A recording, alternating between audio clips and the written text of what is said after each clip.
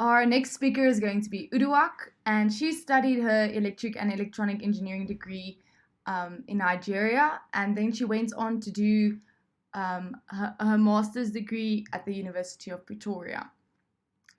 Then she also completed her PhD at the University of Pretoria, and this research aimed to quantify how communities can promote the rapid adoption of energy efficiency projects through information transmission among members of those communities. The opinion leaders who will speed up the transmission and information in their communities are also identified in this research. The knowledge enables an energy planner to know the people to approach when propagating towards energy efficiency measures. She then became a research associate and assistant lecturer at the University of Pretoria, and was also the chairperson of the Women in Engineering South African section of the IEEE. She was then promoted to a senior research associate at the University of Johannesburg, and she is currently working at Oricon, and she is the manager of asset management. I present to you Uduak.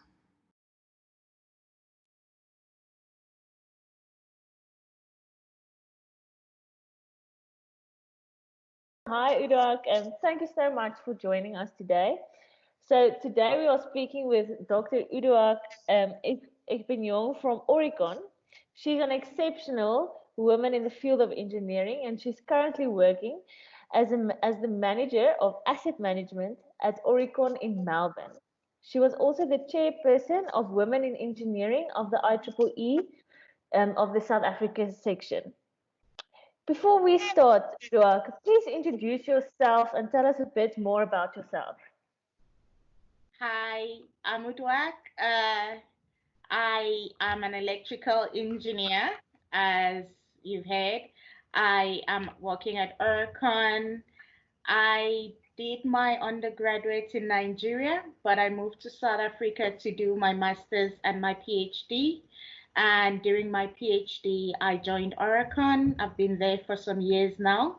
And now I am in Melbourne, still doing the same work I was doing in South Africa. How did your journey in engineering start? It started very early, actually. I've always been very curious about things, as any child is, asking why. But my curiosity was always around electricity. And growing up in Nigeria in the 80s and 90s, electricity hasn't been very steady. So I've always wanted to know, why don't we have steady source of electricity, and how can we get more of it? And not from a very I want to serve the world. I just wanted to watch more TV. And that has actually led me to this adventure and journey of engineering and studying electrical engineering throughout. Okay, so that also answers our question of what inspired you as a high school girl to study engineering. So tell me a bit about your university in Nigeria. How was it to study in Nigeria and then the transition to Nigeria to come to South Africa? Studying in Nigeria was nice. The fact was, we were very few girls in the class. We graduated with a class of about 60 in electrical engineering, and we're only 9 girls. And yes, yes, I know, very few back then. But what was nice about it was the fact that I was very involved in school and I led the class. So I never felt that I was a girl in class. I was the girl in class. I was just a very good student who was also a good leader in school, and I enjoyed being in class. Moving from Nigeria to South Africa was very two different things I was doing. First of all, university was undergraduate in Nigeria, which meant we had classes and we had exams. But moving to South Africa, it was research that I was working on. which meant I had to be very self-disciplined to do my master's. I had to learn a lot of things. I had to learn things like coding with certain softwares that I hadn't used in Nigeria. And those things really took a lot of my time. But through hard work, I finished my master's and I still got curious. So I continued with my PhD and I was done with that. Oh, great. And after your PhD, you joined Oricon. And how did your journey at Oricon start? Did it start with your PhD studies? Did it relate to what Oricon was doing? Not really, actually. I actually did my PhD. I was rounding up my PhD when I started with Oricon, and I've always been one for adventure. Not the physical one, unfortunately, but my adventure has always been about what is the new thing that I can learn.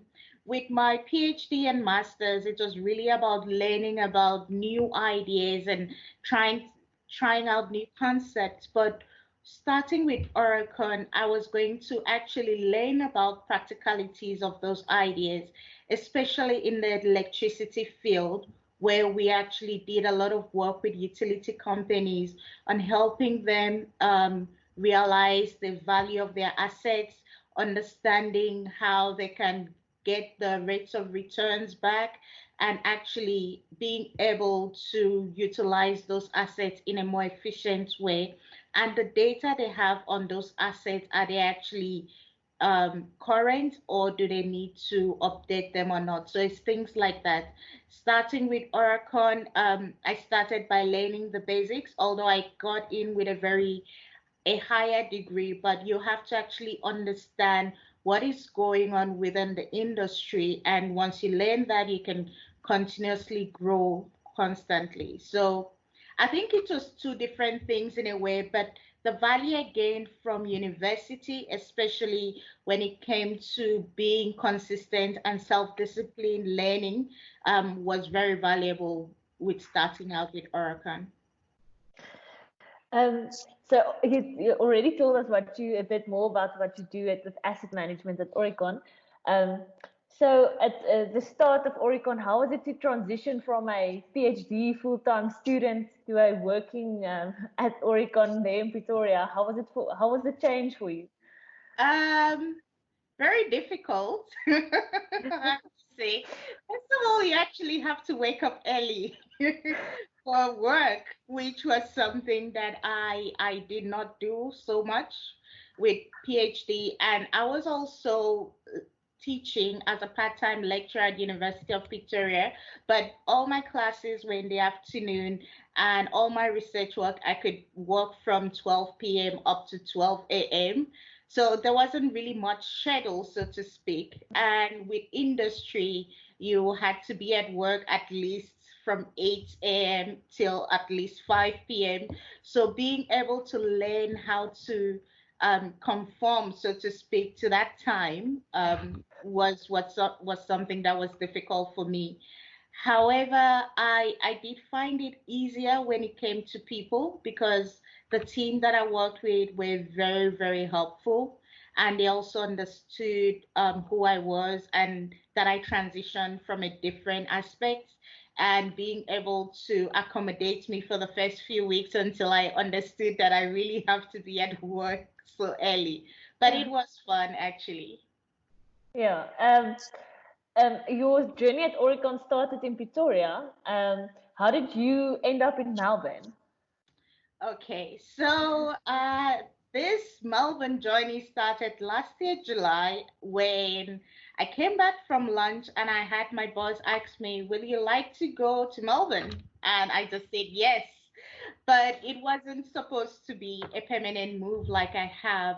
We had a project here that they needed a skilled, experienced electrical engineer to assess the assets of one of our clients who is actually in the mining of quarries, rock quarries and sands and all that. And they wanted someone who was experienced and who also understood how the regulations of the countries and the different skills that were needed or what those assets are supposed to be in terms of safety and regulations too. So I said yes, and then I came over here last year and I inspected about 11 quarries all around Australia, which was very much fun. I got to see a lot of the country just driving around. And at that time, the team also was growing and they needed expertise. Yes, expertise of electrical engineering within their team. And I know it seems quite odd, but we Africans are actually very smart people. So I was invited to come over and join the team over here doing what I was already doing in South Africa. So that's why I'm here now. Great. Yeah, I'm sure it has been a great adventure up until now. What, in your view, has been your biggest career success? Um, So I know one would say my PhD, but it's not that actually. My biggest career success has been the work we did with a utility company in Nigeria, where we had to audit all the customers they had on their electrical networks. And it was about a total of 1.1 million people. Sure. Yes, well, not people, 1.1 million houses. And to Sure. manage such a project or to be part of such a project and play a very key role in that was something I found very successful. And not only the fact that it was a successful project, it was also done in Nigeria, that is where I'm from. And I enjoyed the fact that my experience as a Nigerian, my experience from all the schools that I've attended, my experience from my academic background and industrial background, I was able to actually use in that project throughout the project that lasted about 3 years. Sure. And so, this project in Nigeria, you invested a bit of your time back into your own home country. Was it a nice experience for you to visit your country again and invest your skills that you developed and they helped develop you back into them? Yeah, definitely it was. And I also think that working with a team back in Nigeria, they were also quite proud that they had people coming from South Africa, and one of the people that was coming in to do the work for them was also a Nigerian, which also gave them that confidence that I understood the problems that they had. I understood the situations they were facing, and I was able to empathize with them without just seeing it from an outside view, but I have also experienced those things before. So I think that was fun. So you've been placed in various management positions. What would you say is the most challenging managing a team? Uh, I'll have to say having to gain the trust of your teammates because managing a team is not just giving out instructions, it's really leading that team, being able to have everyone work together as one team, having people confident enough to speak up when things are not going right, or having people actually respect the decisions that you have made or decisions that might be very tough for people. So that has been one tough challenge. I also think another challenge would be the diversity of teams sometimes can clash, which is a good thing, but how to manage that in a constructive way that you get the full potential of a diverse team. So it's difficult managing a team that doesn't trust you or you don't trust them because a lot of things can be left unsaid and that can cause problems within a project. I'm going to ask the question in reverse now. I'm sure you've been managed as a team member as well at Oricon. How do you work as a team member? How do you see yourself in the group? Are you the plan maker or you the silent worker? How do you see yourself in a team? I would say I'm more of the instigator or the devil's advocate. So I am quite vocal within a team, and I am very conscious of doing that because I do know, I notice within the teams that women are quite quiet within teams, even though we have amazing opinions and we have amazing solutions, but we become very quiet. So within a team, I'm quite vocal, and if I do have an idea, I speak up. I also encourage other people to speak up too. I believe in people working together as a team, so I try to see where someone needs help, and I'll always offer my assistance, or I'll ask for help if I need one. What was the most rewarding part for you of managing a team? What project was for you the most rewarding? Well, it's still the same project, but the most rewarding part for me, it's not just about the project, it's actually seeing people grow and replace you in a portfolio you have been working in.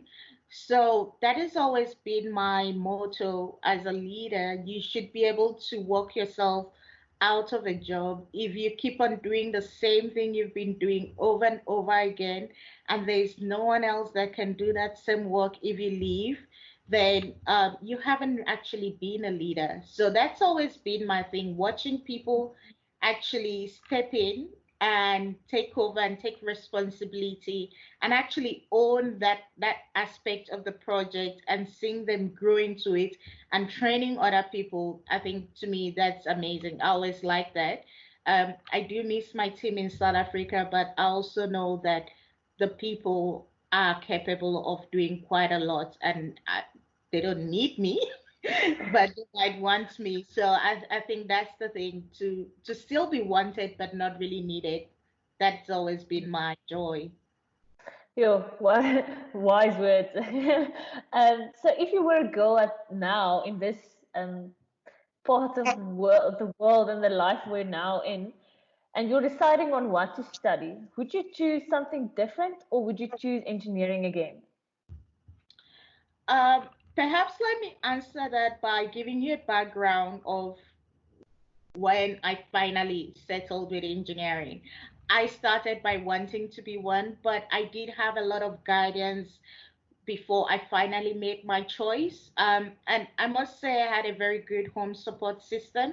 When I was in grade nine, my parents sat me down and said, "What do you want to be when you grow up?" And I wasn't just asked one thing, I was told to find out five things I wanted to be when I grow up and give them reasons why I wanted to be those five professions. What was the advantage of them? What subjects did I need to take in school for them? And if those didn't work out, what was going to be the options? So that really is a lot for a teenager to think about. But I have to say it has been a very good thought process for me because, of course, engineering was top, but then I started looking at it. What would an electrical engineer do? In what fields can you practice in? I looked at also being a mathematician because I was really good at mathematics. But then where would I apply it and would I actually enjoy what I was doing? And it all kept falling back into electrical engineering. And if I think back again right now, asking myself those same questions with the subjects I'm good at, with what I enjoy doing, with what I want to be, and what really inspires me, I'll still stick to electrical engineering because those thoughts are still the same thing that keep reminding me every day what I'm doing and why I'm doing what I'm doing. Okay. I'm sure your parents had a very impactful, that conversation made a very great impact on your life. Um, how was your relationship with your parents in guiding you in your successes?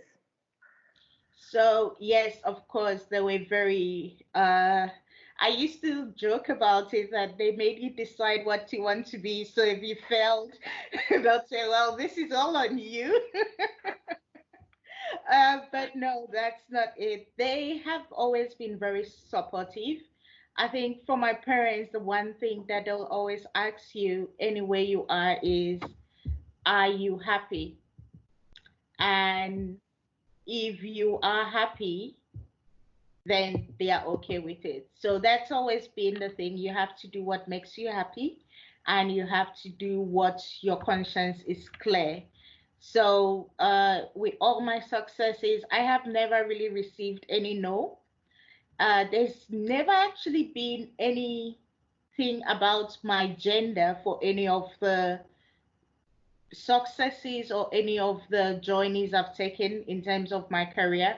I've never walked up to my dad or my mom and told them, oh, by the way, I'm continuing with my PhD. And they said, no, as a girl, you need to stop. No, it's just, oh, okay, that's what you're going to do. What is it going to be about? Oh, by the way, I am moving to Australia. Oh, okay. So when are you leaving?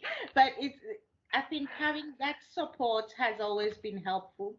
And it might just be some might not have the support, but I know in secondary schools there are guardian counselors that can actually give you those subjects that you need to study when you are going through and thinking about what you want to study, especially for engineering, and focusing on those subjects that you really need in university.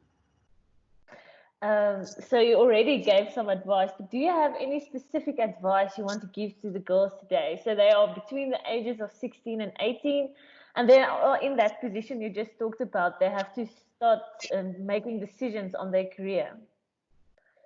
Yeah.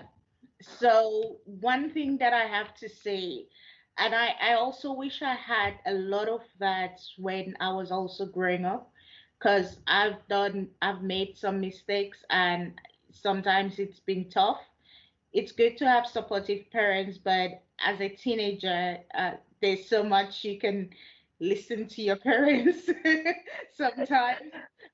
It is to have a mentor, someone you look up to, someone that you can bounce these ideas of what you want to study from an outside perspective to see if that is going to work and what you need to do.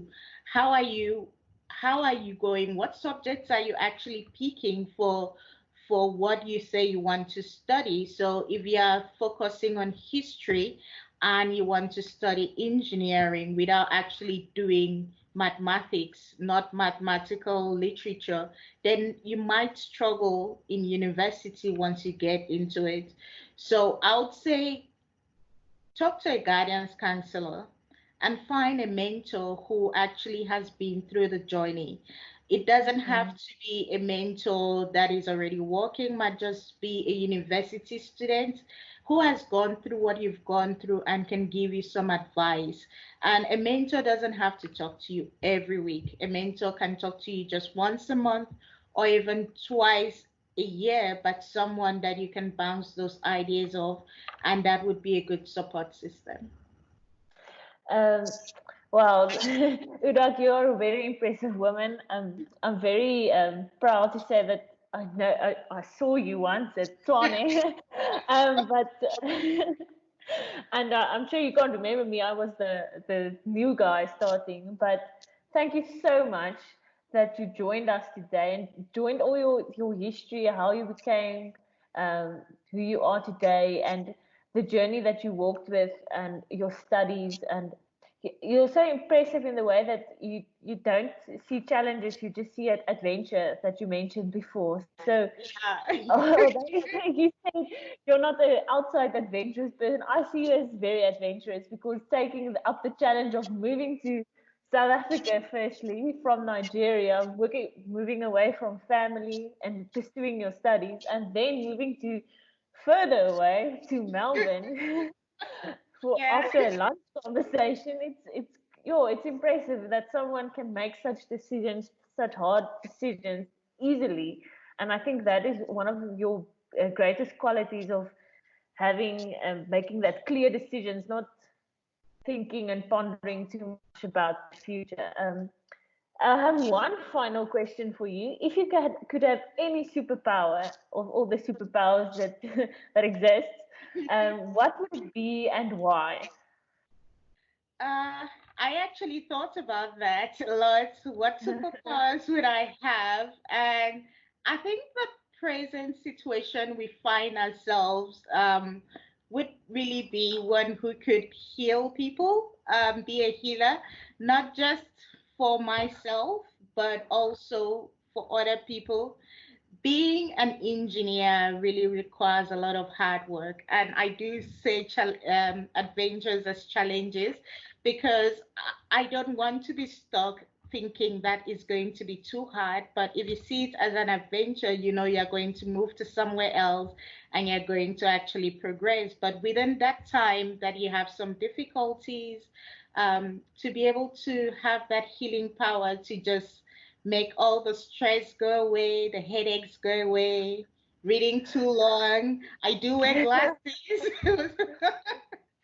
And also with the sad situation of COVID-19 that we face right now, if I could heal people and help them just get over this, then that would have been really been a good superpower. So yeah. Yeah, that's a great superpower to choose. And thank you very much for joining us today. Do you have any final remarks that you want to say to our girls listening today? You're welcome to make it, and then we're finished with your interview. Okay. I do have something. I've always told a lot of ladies that I mentor, and I leave them with these three things. It's know who you are. Know who you are as a person. You're not just a daughter, you're not just a sister, you're not just a mother. Know who you are as a person, because that identity within you will carry you very far. And you wouldn't have to be swayed when people call you different names at the workplace. That doesn't define who you are as a person. Know what you want. When you're very definitive about what you want in life, when situations and opportunities come around, you can make those decisions quite quickly, like you said. So you have to know what you want. You don't follow the drum beats of other people, because if you don't know what you want, you'll just flow with whatever is you are faced, and you might at some point start feeling as a failure without, because you didn't define actually what you wanted and how you're going to grow. And finally, know why you want those things that you want in the context of who you are. Why do you want to do what you're doing?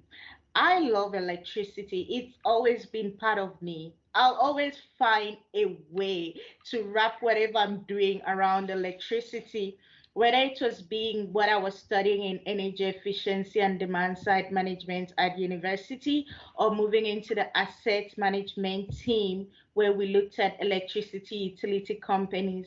I've always found myself around electricity, and it's always been something that I love. So it's really knowing that, know your why, know your passion. So I leave those three things to the ladies. Know who you are, know what you want, and know why you want what you want. Thank you. Okay, very wise words. Thank you, Uduak. Thank you for the interview, and thank you for joining us for Femmegineering. I'm sure you've been a great inspiration for all the girls listening today. Thank you.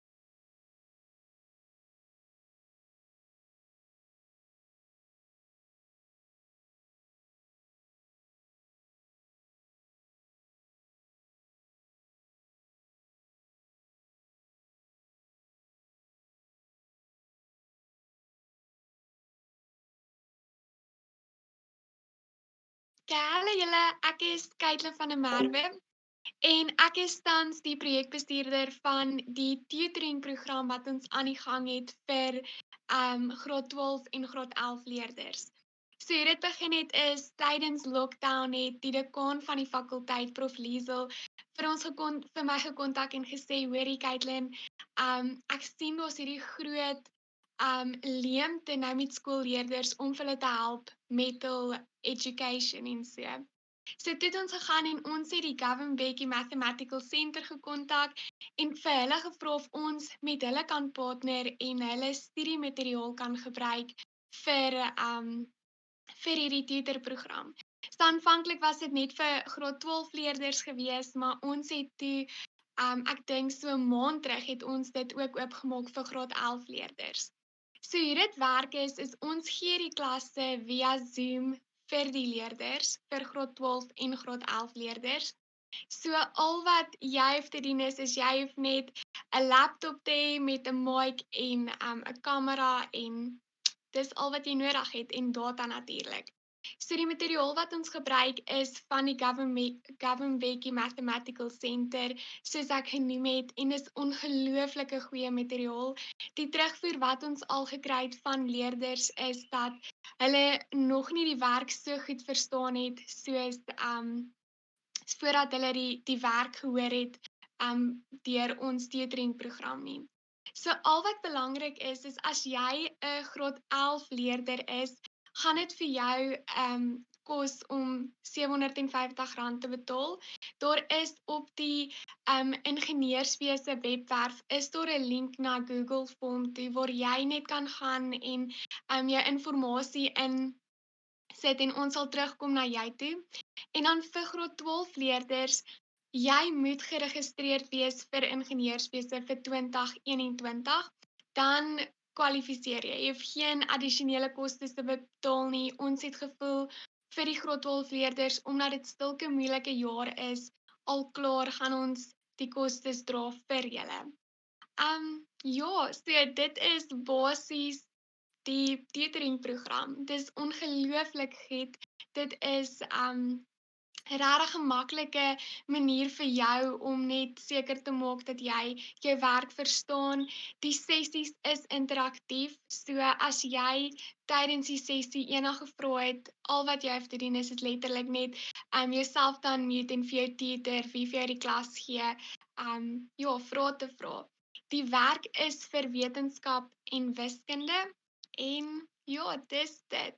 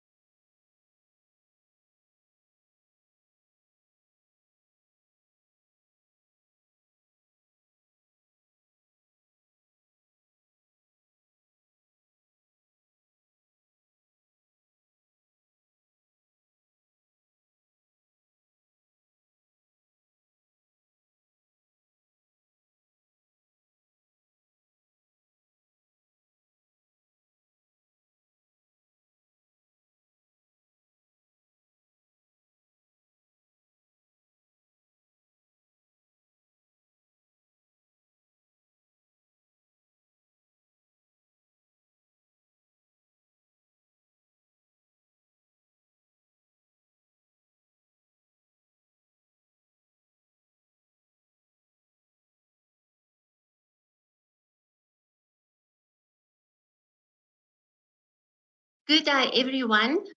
I'm going to tell you more about the application and selection process and the Excel program. My office is a selection office, and we are situated within the Faculty of Engineering.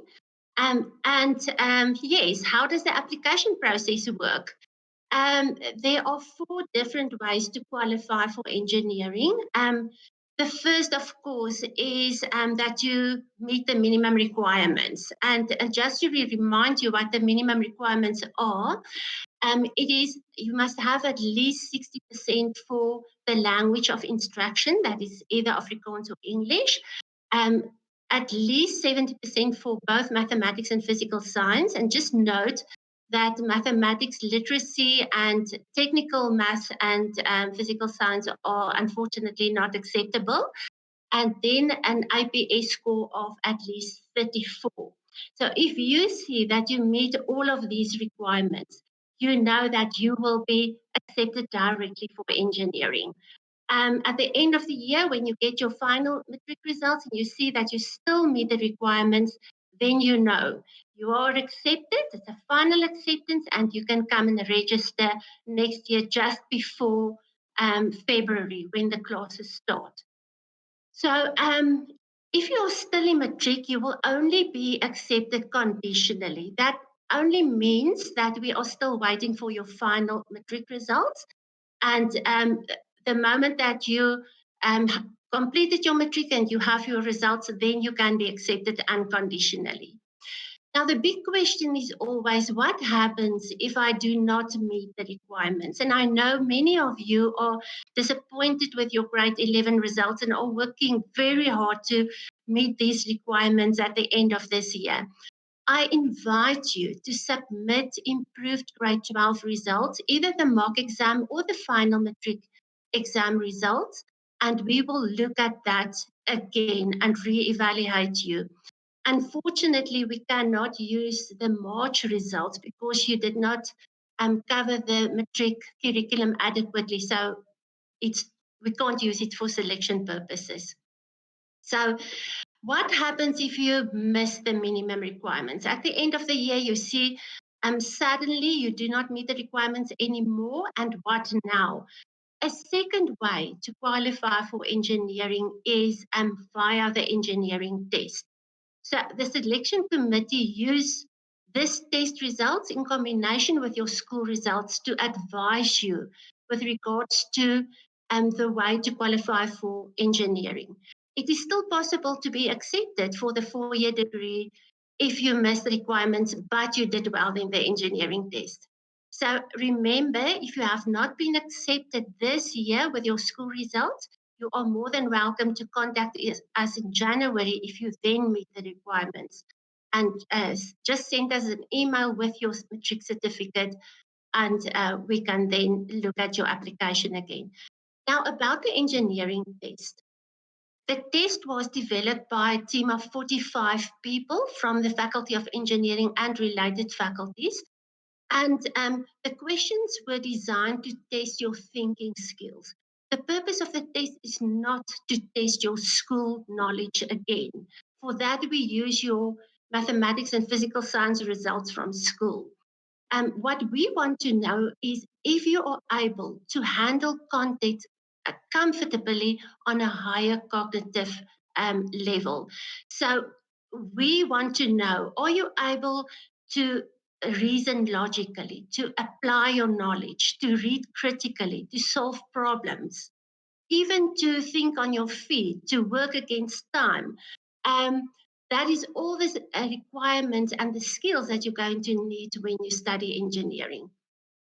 Now, to make an appointment for the test, you can just go online to the Northwest University Engineering website and make an appointment there. There are many dates available, and the test will be conducted online. So to write the test, you need to know that you must have a computer or a laptop with a webcam, a cell phone with a camera, stable network, which is very important, and at least 5 gigabytes of data because the video and the microphone will remain on during the test. The third way to qualify for engineering is via the BSc programs. You are welcome to apply with a completed BSc degree, but also after the first year of BSc studies, you're also welcome to apply again for engineering. The requirements then to move from your first year of BSc to engineering is that you must have completed at least 120 credits that year. That only means that you must take the full package of BSc subjects that are offered in the first year. You must have the correct subjects, which includes mainstream mathematics and physics in your first and second semester. And you must have passed all your first year subjects with at least 60%. If you meet all these criteria, it's possible to enroll for second year engineering subjects, but that follow on your first year subjects. But of course, you also miss some of the engineering subjects in the first year. We will plan that into your timetable, and it is still possible to complete your engineering studies within 5 years with a BSc year included. Just keep in mind, if you apply for the BSc programs, the application goes to the Faculty of Natural and Agricultural Sciences, and we as a Faculty of Engineering are not involved in their selection process. So it's a separate application. Then the fourth way, the last way to qualify for engineering is via our bridging program. For those of you who do not meet either the engineering or the BSc requirements, the Excel program, which is our bridging program, is still an option to consider. The Excel program has been developed within the Faculty of Engineering and designed on the basis of the needs of our clients outside and ours as well. So because we need the mathematics and physical science curriculum from school, we designed the program that you redo your matric mathematics in physical science. In fact, we cover the whole of grade 11 and grade 12 in 1 year, and even go as far back as grade 10 where necessary. The students then write the National Senior Certificate exam again at the end of the year, and with better matric results, you can apply for the program of your choice. Because it is intended for preparation for engineering studies specifically, we also included programming and CAD, which is computer-aided design, which are skill-orientated subjects. And as you know, to master a skill, it takes time, and there is not always time within the engineering program to master a skill. So the Excel program students have a huge benefit when they finish our CAD and programming subjects. It's not school subjects. It is 6 months courses that contain parts of the contents of university subjects. You also complete a full university subject during the Excel year and receive academic support. So although you write matric subjects again, you are also still a university student, and the classes are offered on campus. It's a full-time program, full-day program, 12 hours mathematics classes per week, 12 hours physical science classes per week. And I must say, I'm very proud of the achievement of our students over the past 5 years. The classes improved their matric results on average with between 20 and 27% per subject each year. Some students have improved their results in math and physical science with up to 45%. The Excel students work for distinctions. Every year we have students that have results of 80% and 90%. Our best student improved his physical science results from 50% to 95%. If you are still in matric, you are welcome to apply for the Excel program. First, apply online for the engineering program, and also complete the Excel program application form, which is available on the engineering website. The placements will only be done in the beginning of February next year after the matric results are available. And unfortunately, there are very few places available, only 20 for Afrikaans and 20 for the English class. So if you apply now, we will only be able to place you on a waiting list. And after the matric results are available, then we're going to do the selection and, of course, take the best applicants. For more information on the Excel program, please visit the engineering website. You are also welcome to send us an email with questions and requests, and we will be happy to assist. We are looking forward to meeting you in person when you enroll next year. Good luck with the rest of the academic year and with your final matric exam.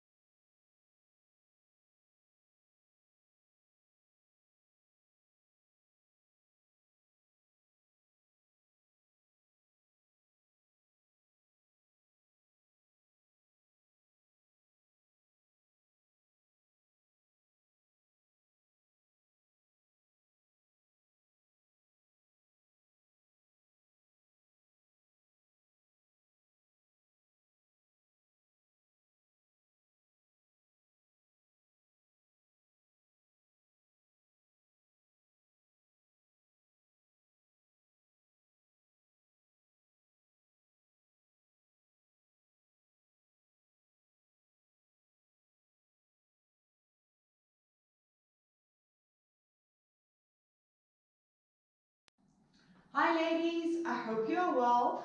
My name is Shay. I am the founder and owner of Fitbest Training, and I am very excited to be training with you ladies today. So Fitbest Training is a small company based focused on women's training only. So if some of you guys are joining us in Potch from next year or the year after that, or whenever when you come to study in Potch, you will be definitely seeing more of Fitbest Training. So we offer personal training, small group personal training. We offer group fitness classes at the gyms once they can reopen. And then also our main focus is on online training. So we're doing live workouts. There's currently 3 live workouts every Monday, Wednesday and Friday morning at 8 a.m. And then also prenatal classes, which obviously is not applicable to you guys. But yeah, so I'm going to take you through a workout. You can see what we're doing. You can also go check us out on Facebook and Instagram. On Instagram and Twitter, we are Fitbest Training all at once. And then on Facebook, you can search for Fitbest SA or Fitbest Training. It will also pop up. Okay. So yeah, basic safety principles. When we're doing a squat, our feet is nice and wide. When we squat down, you push your bum backwards, your knees does not go over your toes, and you keep your core engaged and your back straight. Okay, when you come up, you finish the position or you finish your movement. When we do a lunge, we step back. Once again, my knee does not go over my toe. I'm in a 90-degree angle with my legs, front leg and back leg. My back leg almost touches the floor, and I'm still staying upright. I'm not there or twisting to the sides. Okay. So one thing to remember when you're training, I'm not sure how familiar you guys are with gym classes and everything, but one thing you should always remember when you are training is proper posture is way more important than your speed or anything else, okay? So if we're doing something and you feel like you're compromising on your form, rather go for the easier option or the toned down option. Say for instance we're doing squat jumps, and you would rather do a basic squat, do that, okay? You're still going to get a proper workout, I promise you. The big thing is, if you're compromising on your form, you risk yourself to get injuries and stuff, okay? So rather stick to the more basic option. You know your fitness level, and you know when you can push yourself, okay? So we're not here to loaf, we are here to have fun. I always say fitness can and should be fun, okay?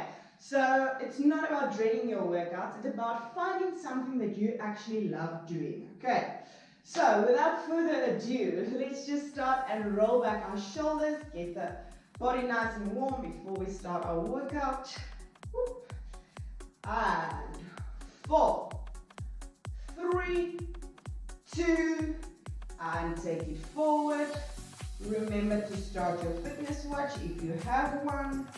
Whoop. 4, 3, 2, and 1. Place your feet nice and wide.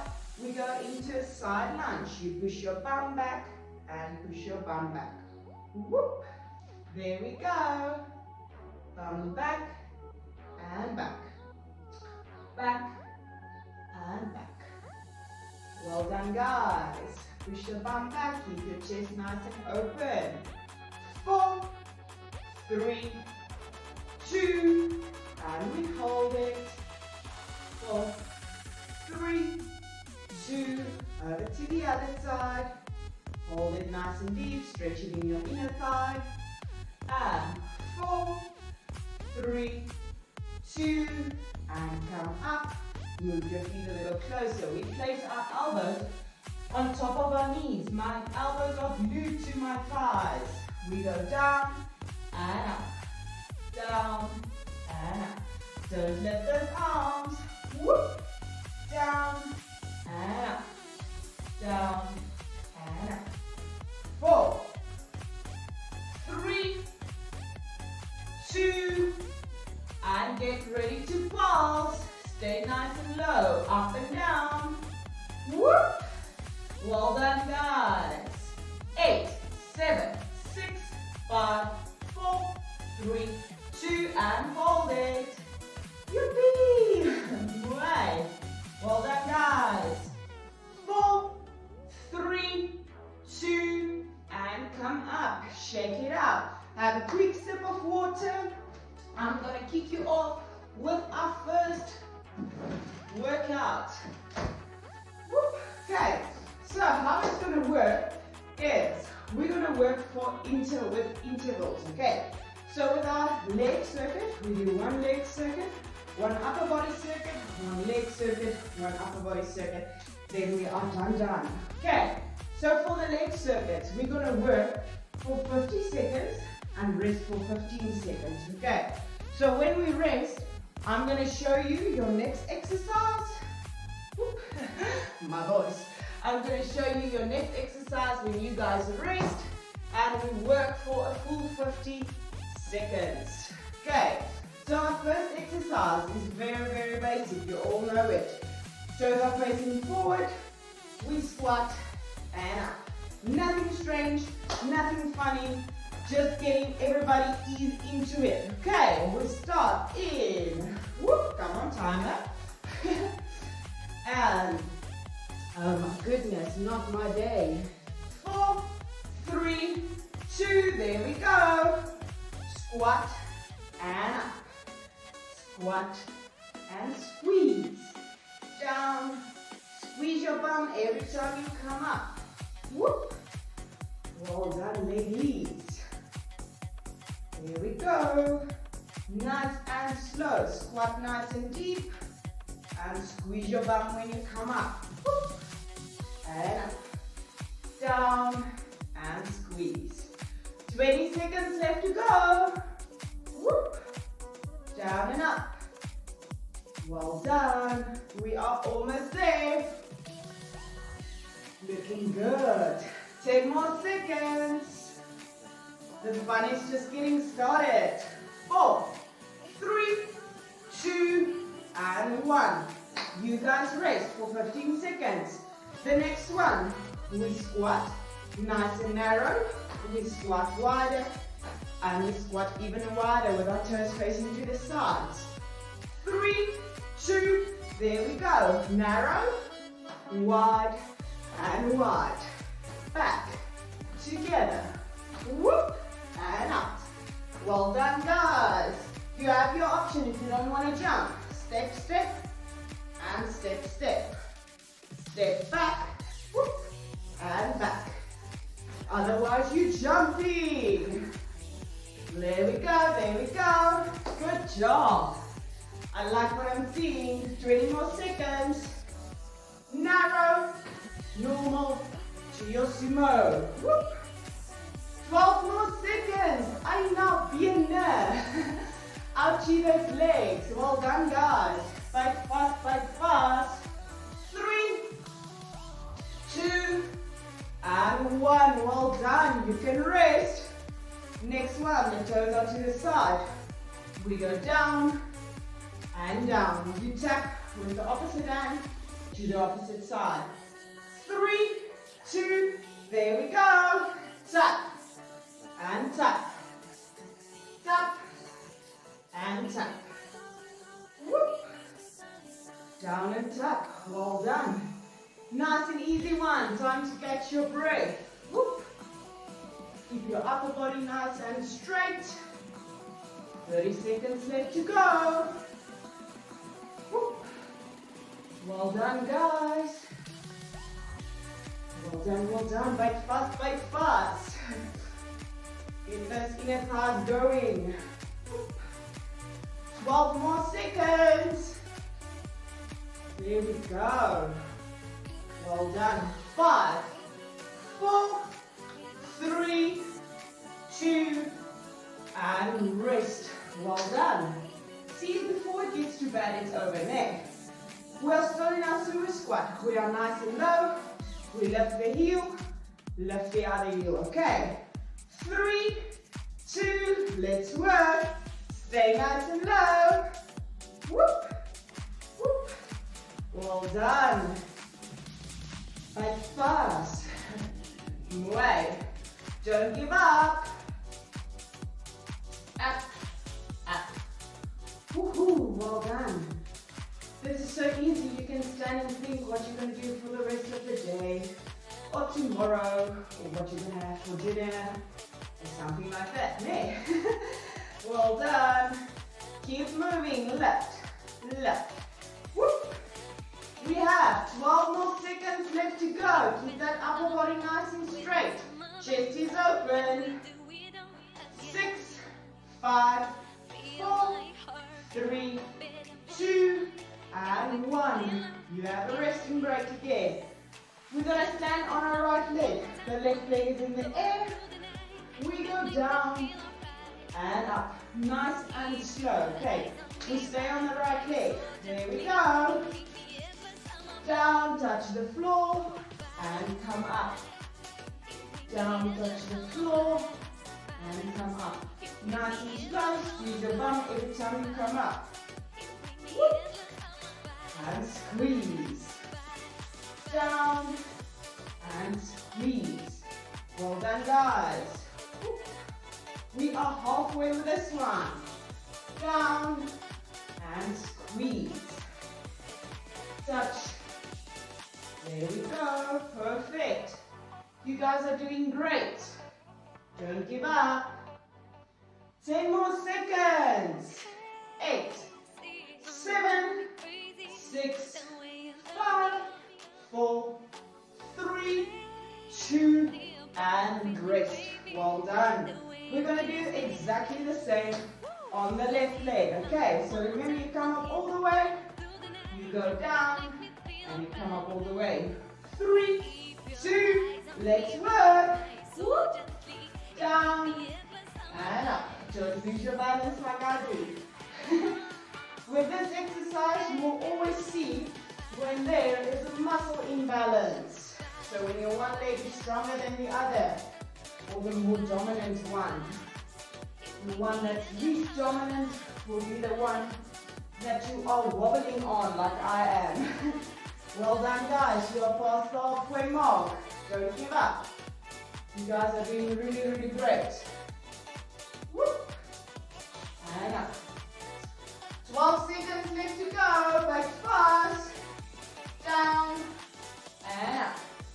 6, 5, 4, 3, 2, and rest. You can have a quick sip of water. Then we're going to take this same circuit from the top. Okay, so now we know what's coming. We are doing a basic squat. Feet nice and wide, simply up and down. Then we have a narrow squat, wider, and the sumo. And backwards, okay? Whoop. And we go in 4, 3, 2, there we go. Down and squeeze. Down and squeeze. Make sure those knees don't go over your toes. When you squat down, you press your bum back as if you were to sit down in a chair. Whoop. Down and squeeze. Down and squeeze. More yellow. 25 seconds. Whoop. Good job. Watch these little small Afrikaans towns. So even though some of you might be English, I think you will be able to understand when I'm telling you guys, mooi julle. Well done. 4, 3, 2, and up. You can rest. Next one. Your narrow squat, your knees are still not over your toes. To your basic squat, to your sumo squat. You have your option to walk it out. Okay, 3, 2, let's work. Narrow, basic, sumo. Basic, narrow. Or walk it out. Squat, squat. Whoop. There we go. Way. Keep it nice and deep squats. Well done. Looking good, looking good. I'm proud of you. Whoop. And open. Who said we need gyms to be able to exercise, hey? You can train at home. Well done, guys. 12 more seconds. 8, 7, 6, 5, 4, 3, 2, and rest. Well done. Our feet is nice and wide. We go down to our sumo. My knees go to the sides when I go down, okay? All the way down, all the way up. 4, 3, 2, and let's work. Down and up. My toes are facing sideways and my knees are going outwards when I drop down. Whoop. It's only me that's tired. You guys are doing great. Well done. 30 seconds. Almost halfway. Whoop. Up and down. There we go. 12. Oh, I was lying, 20 seconds. Not 12. Whoop. There we go. Now we are at 12. And 10, 9, 8, 7, 6, 5, 4, 3, 2, and rest. You can shake it out. We are still in our sumo squat, nice and low.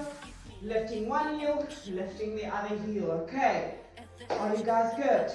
You are doing great. 3, 2, let's work. Lift, lift, lift, lift. The lower you stay, the better it's gonna work. Whoop. Moi, moi, moi. We are 13 minutes into our workout. How are you feeling? Just getting started. Well done, guys. Usually, when we are in the classes where you guys can respond to me like at the gym, it's around about at this stage that I will ask the participants if they are having fun. And if they say no, I add reps. So luckily for you guys, this one is virtual and you cannot respond. Well done. 4, 3, 2, and 1. Back to the single legs. So for this, we're just going to accept that everyone's having fun, eh? We go down and up. Okay, nice and slow, controlled movement. 4, 3, 2, there we go. Down and up. Down and squeeze those glutes. Touch the floor and squeeze. Keep that knee nice and soft. Okay, you bend it slightly and you push your bum back so that you can get to the floor. Whoop. Good job. Just on the left side, the same. Then our first lower body circuit is done. So easy, ne? Well done, guys. 15 more seconds. Whoop. Down and up. 9, 8, 7, 6, 5, 4, 3, 2, and rest. Good job. We're going to do the same on the other side. Okay. So while we rest, focus getting your hand down to the floor and pushing your bum back. Okay. 3, 2, there we go. Tap and up. It's not about the speed of the movement. It's all about the control. Down and up. Nice and slow. Good job. Woo. This leg of mine, the balance ain't good. Well done. Down and up. We are halfway there. Keep moving. Tap and up. Tap and up. Good job. 50 more seconds. You can do this. 12. 5, 8, 7, 6, 5, 4, 3, 2, and have a sip of water. Well done, guys. Your first lower body circuit is complete. So now, that means we are going over to the upper body part. Okay. So for most of you, most people usually like the lower body better. But for me, I'm a fan of upper body training, okay? I'm finding it a little bit easier. Okay, so our first exercise, we're still going to do interval training, but this time with the legs, we work for 50 seconds and rest for 15. With the upper body, we're only working for 45 seconds, okay? Because most people suffer with their arms. So we're working for 45 seconds. We're going to start at the edge of the mat. We walk it forward into your plank. You can either drop your knees for your push-up, or you can stay up there, push up, and you walk it back. Okay, you know your fitness level, you know what you are capable of. We're working for 45 seconds, resting for 15 seconds. If you start with the normal push-ups, and midway through you see you're compromising on your form, you're welcome to drop to the knee push-ups. Okay, I always say it's better to do than properly, yes. Better to do them properly than trying to do the advanced movement and injuring yourself. Okay, are you ready? Everyone's got their breath back. Okay, at the edge of your mat, we start in 4, 3, 2, and there we go. Walk it down into your plank and to your push-up. Up back to your plank and all the way up. Good job. Woo. There we go. Depending on when was the last time you trained your arms will influence how you feel today. When. Well done, guys. Whoop. Almost there. 12 more seconds. No matter how slow you go, don't stop. It's still working. 5, 4, 3, 2, and rest. Number 2, our fingers are facing towards our bum. You are up there, you bend the elbows for a tricep.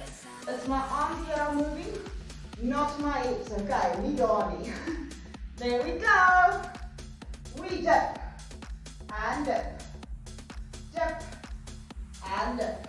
Okay, round about by rep number 5 or 6, you should already be feeling it in your triceps. If you're not feeling it, focus on keeping that hips nice and still. Whoop. Up and down. Good job. We have 20 seconds left to go. Don't give up. If you're tired, roll your arms back and then you go again. Whoop. But fast. 10, 9, 8, 7, 6, 5, 4, 3, 2, and rest. Well done. Number 3. Number 2 is complete. Off to number 3. We are in our plank. You are either there, we are there. Your advanced option. We are in our plank. We jump out and in, out and in. Your beginner option, you stay on your knees and you simply tap your shoulders. Okay. 3, 2, there we go. Tap, tap. Whoop. You also have the option to tap it to the side. This would be your intermediate option. Advanced, intermediate, whoop, and your beginner. There we go. You are spoiled for choice. Muay. 10, 9, 8, 7, 6, 5, 4, 3, 2, and rest. Well done, guys. Everyone's still doing good. We are back in our tabletop position. Hands behind our backs.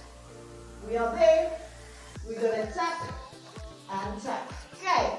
3, 2, let's work. Tap, tap, tap, tap. Opposite hand to the opposite foot. If you're struggling to keep your balance, move your hands and your feet wider. The closer they are together, the harder it will be to balance. Whoop.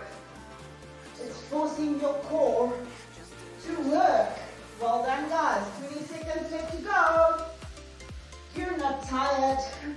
You're actually having fun. Well done, guys. Keep moving. Whoop. Tap. If you can't get your hand to your foot, you simply lift your legs.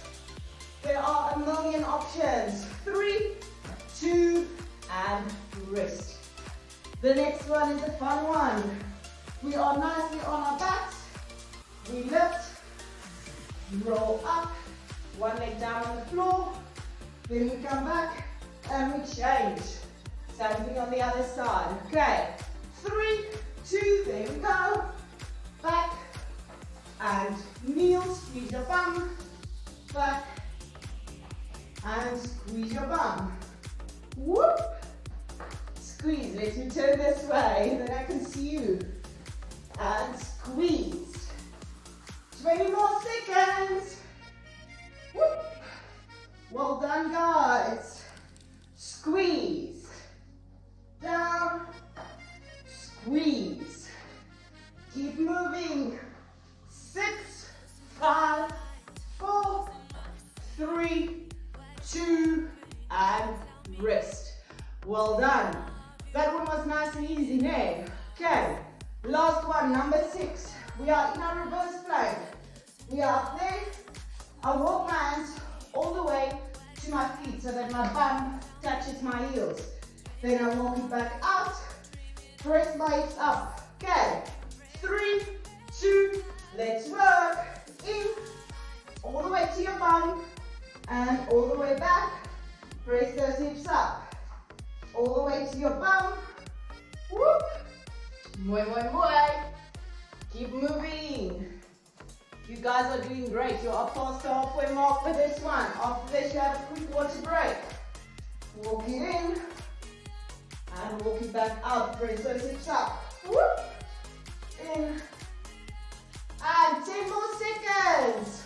8, 7, 6, 5, 4, 3, 2, and rest. Good job. Have a quick sip of water. Then we're going to take it from the top. Okay. Starting with your inchworm and your push-up. You're at the edge of your mat. This is here. At the edge. Walk it down. Push up. And walk it all the way back. Okay. Whoop. 4, 3, 2, there we go. Walk it forward into your push-up and walk it back all the way. Get back up. Perfect. Whoop. If you are tired, you're welcome to stay on your mat and stick with your push-ups. Then you don't have to get up and down all the time, okay? Whoop. It's still gonna work, you're still gonna get a proper workout. There we go. Whoop. 15 seconds, don't give up. After this is our tricep dips. 6, 5, 4, 3, 2, and rest. Well done. We are over here. Our tricep dips. Fingers are facing towards our butt. I bend my elbows, not my hips. Okay. 5, 4, 3, 2, and let's work. No matter how slow you go, don't give up. If you're tired, roll back the shoulders and go for it again. Whoop. There we go. You guys are doing a great job. Well done. 30 seconds left to go. Don't give up. Don't give up. I'm proud of you. Well done. Almost there. 20 seconds. Good job, ladies. 15, 14, 13. Fight fast. Whoop. Well done. 6, 5, 4, 3, 2, and 1. And you rest. We are 25 minutes into the workout. Everyone's still good. We are back to our shoulder taps. Whoop. Tap. Tap. You have your option to simply tap it out, or you have the option to stay on your knees. 3, 2, and let's work. Tap. Tap. Whoop. When you are in your plank, try to keep your bum nice and low still. Whoop. Well done. Opposite hand to the opposite shoulder. You are halfway there. Mooi julle. Fight fast, fight fast.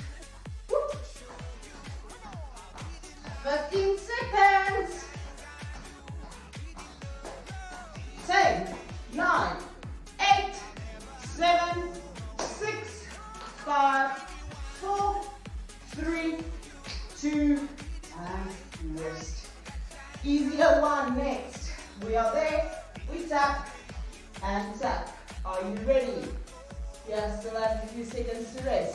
5, 4, 3, 2, and let's work. Tap, tap, tap, tap. Up and down. Whoop. Opposite hand to the opposite foot. You have your options. If you struggle with your balance, you simply lift those legs. There we go. 25 seconds. Don't give up. No matter how slow you go. Way. There we go. Whoop. You're almost halfway through your workout, okay? So you guys are doing a fantastic job. 4, 3, 2, and rest. Number 5 that we are adding is this one. And we squeeze our bum when we come up. Okay, you work with momentum to pull yourself up. 4, 3, 2, and there we go. Whoop. And squeeze. Other leg. Squeeze. Thrust your hips forward. Whoop. Well done, ladies. Squeeze. By now, everyone is nicely warmed up. Men. No one is getting cold anymore. There we go. Squeeze. Back. Squeeze. Only 12 seconds. Don't give up. Don't give up. You can do this. There we go. 5, 4, 3, 2, and 1. Well done. Last one is our reverse inch row. We are in a reverse plank. Your hips is nice and high. We walk it all the way in and all the way out. Okay.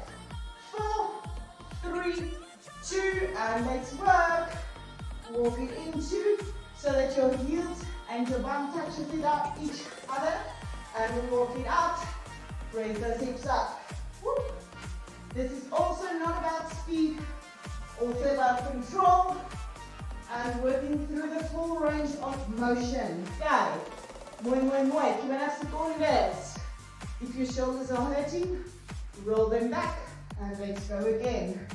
Woo. You know your fitness levels. You know how hard you can push yourself. You know when you have to rest. So you do you, okay? 3, 2, and rest. Well done, guys. You are halfway through your workout. You can have a sip of water. Then we are back to a little leg circuit. Whoop. The leg circuit doesn't have any jumps. Yay! Okay, that in itself should make you excited when you don't have to jump. If you are anything like me, I do not enjoy cardio. Okay, so I love rather pulsing movements, or that kind of stuff.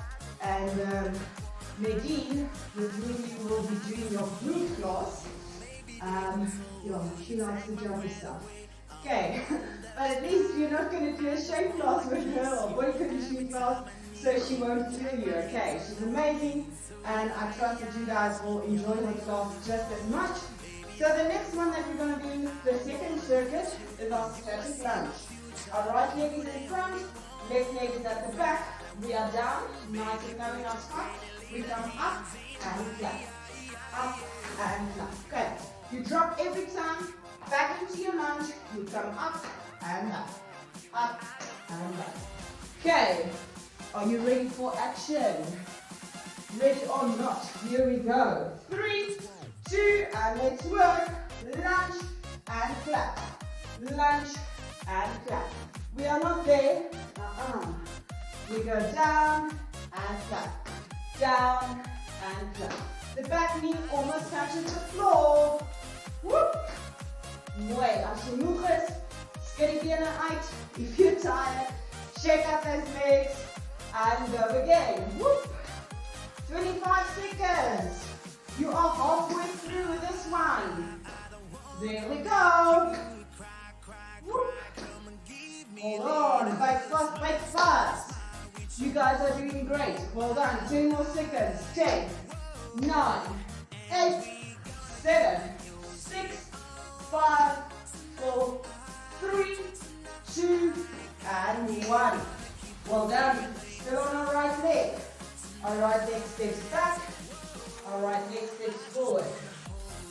leg back, right leg forward. Okay, our left leg does not move. 3, 2, there we go. Back and forth. Back and forth. Nice and slow movement. Woo. Keep your abs nice and strong. The core is engaged. Woo. And back. Forward and back. There we go. 20 more seconds. You guys are doing great. Down, down. Woo. 12 more seconds. Keep moving. 6, 5, 4, 3, 2, and rest. Last one. My right leg is in front again. I'm down with a back kick. Okay, when I do my back kick, my front leg stays bent. I do not come up all the way. Okay, are you ready? 3, 2, let's work. Down and kick. Down, lean forward. Whoop. Forward. Kick that bum. Bring your heel as close as you can to your bum. There we go. Enough, enough. Ouchie those legs. Well done. Keep moving. 20 more seconds. We are almost there. And the best of all, then you know what's happening on your left leg. Ouchie. Sometimes it's better to not know what's coming. And 5, 4, 3, 2, and rest. Well done. Same thing goes on our left leg. We are in our lunge and tap. Lunge and tap. 5, 4, left leg is in front. 3, 2, and let's work. Lunge, tap. Whoop, tap. Down, tap. Well done, guys. Looking good. You guys are doing an amazing job. I'm proud of you. Whoop. There we go. Good job. Keep it up, keep it up. Don't give up. And up. Up. 20 more seconds.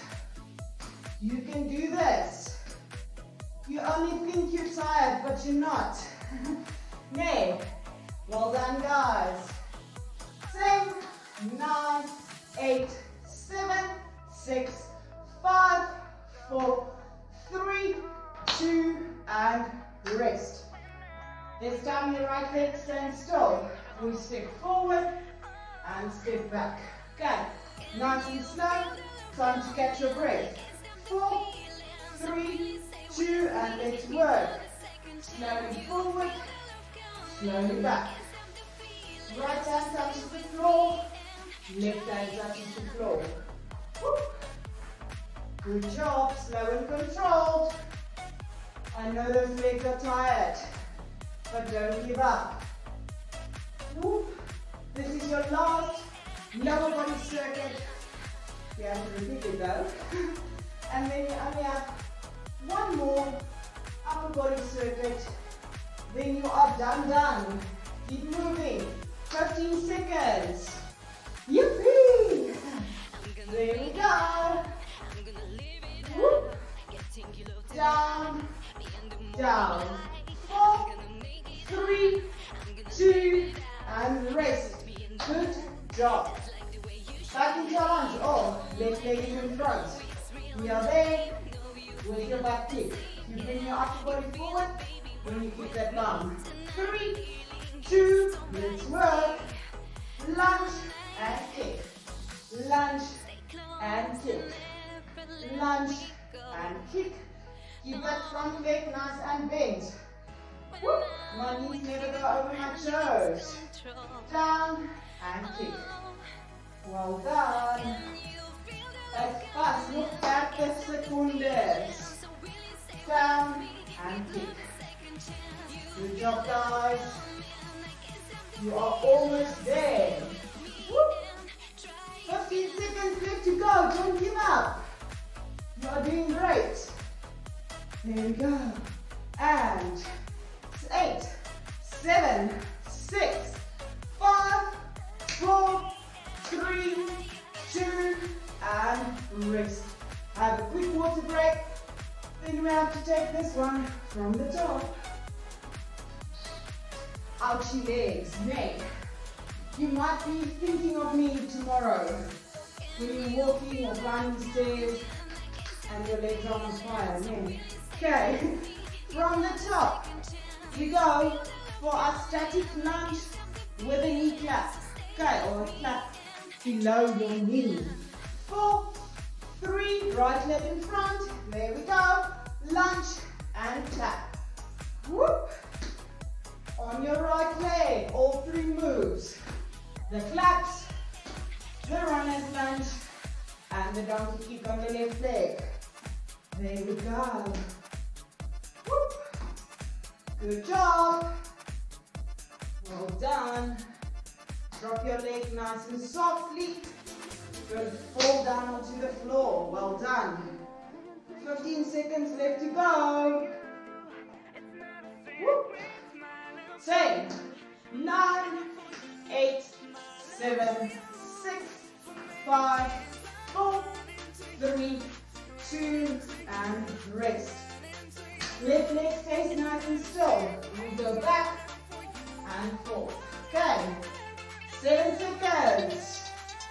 5, 4, 3, 2, and let's work. Keep that left leg nice and still. And lunge. Back and forth. No matter how slow you go, don't stop. I promise you that it's still working. Even if you go slower than slow. There we go. You are halfway. Don't give up. Whoop. Well done. And down. Well done, well done. 10, 9, 8, 7, 6, 5, 4, 3, 2, and rest. Right leg is in front. We are in our lunge with the butt kick. Remember to keep this knee bent. Okay. 6, 5, 4, 3, 2, and let's work. Kick and kick. Drop back into that lunge and kick. Back into that lunge and kick. Well done, guys. You are doing so well. Good job. Woo. Almost time for a water break. We just have to repeat this on the left side. Then we have a water break and the upper body segment. Yay! Well done. Kick and kick. Whoop. 7, 6, 5, 4, 3, 2, and 1. Well done. We change sides. First one, left leg in front. We lunge and clap. Okay. 7, 6, 5, 4, 3, 2, and let's work. Lunge and clap. Lunge and clap. Whoop. Up and down. Get those lunges and back. Lunge and clap. Lunge and clap. You guys are doing great. 30 more seconds. Well done. Keep moving. I'm so proud of you. Well done. Left leg in front and we clap under the knee. Whoop. 15 more seconds. Fight fast, fight fast. 10, 6, 5, 4, 3, 2, and rest. Well done. Your right leg stays in place. We step back and step forward. Nice and slow. 6, 5, 4, 3, 2. There we go. Slowly down. Slowly down. Whoop. Back. Forth. Keep your upper body nice and up. Don't bend all the way forward. or bend to the sides. Only a slight lean forward so that your hand can reach the floor. Whoop. And back. Well done. And when you are leaning forward, keep your back nice and straight. Okay.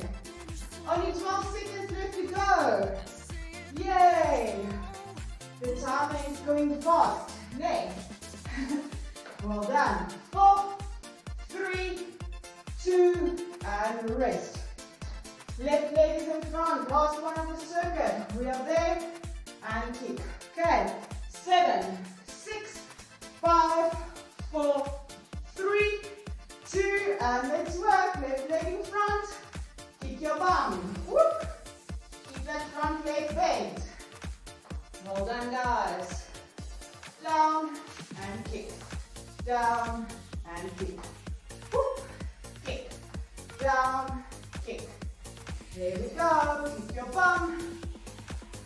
Well done, well done. You are halfway there. Do not give up. Well done, guys. Fight fast, fight fast. 15 seconds. Keep moving, keep that bum. Whoop. Kick. Down, kick. There we go. 4, 3, 2, and 1. Have a quick sip of water, then we're back to the upper body. For our last teeny tiny circuit. Okay, the time is almost up, so we gotta move, okay? Last one, or last circuit, not the last exercise, I'm sorry. We are going to be in your plank. You go for a pike, you come back, then you go for a pike with a push-up. Back, okay. So you go to a pike, you push your bum to the ceiling, back into your plank, back into your pike, you add a push-up when you bring your head to the floor. Okay. And 4, 3, 2, there we go. Into your pike, push your bum to the ceiling, plank, pike, and push up. Plank, pike, plank, pike, with a push up. Woohoo! This one is nice. Well done. And up. Plank, pike, with your push up, plank, pike. One with a push up, one without a push up. Okay. You bring your head to the floor. 10 more seconds. 7, 6, 5, 4, 3, 2, and rest. Next one, we are on all fours. I'm going to show you this one. We go through and through. Okay. You stand on all fours, on your hands on your feet, and you push it through, push it through. If your hands cannot touch your feet, then you just kick your legs through, okay? 3, 2, there we go. Through, through, whoop. There we go.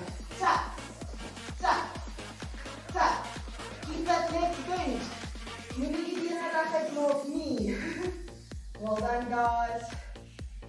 Right, fast. Tap, tap, tap, tap, tap, tap.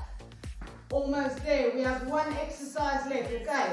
This circuit only has 3 exercises. Keep going. Push through. 4, 3, 2, and 1. The next one is one of my favorites. It almost looks like the one we did in the previous circuit. You roll up, you press out, all the way down to the floor. Back into your little ball, and back onto the floor, okay? Are you ready for action? 3, 2, there we go, in your ball. Roll up, and flat onto the floor. Roll up, whoop. This one is a challenger. We only have to take these 3 from the top, okay? Then we are done. Whoop. Niet te erg nie, that's not too bad, nee. Keep moving. 10 seconds left. You can do this. Whoop.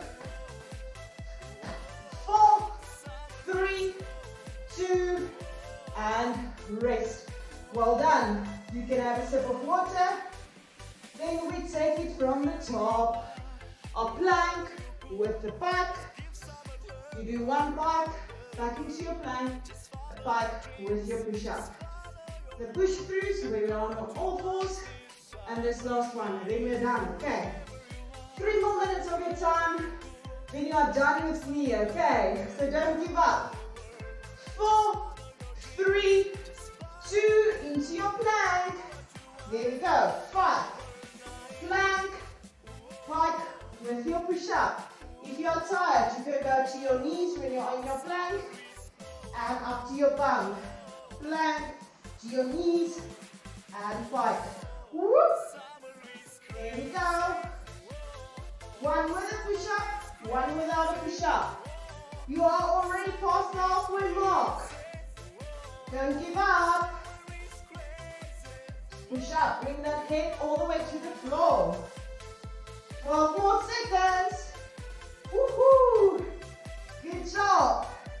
7, 6, 5, 4, 3, 2, and rest. Well done. For the last time, we are back in this one. Through. Okay. Are you guys ready? 4, 3, 2, and let's work. Through. Whoop. Twist. If you cannot touch, if you're losing your balance, you only push your legs through. Well done, 30 seconds left to go. Don't give up. You are doing so great. Push through. Whoop. Well done. Almost there, 15 seconds. Yeah. And 10, 9, 8, 7, 6, 5, 4, 3, 2, and rest. Well done. Your last minute, okay?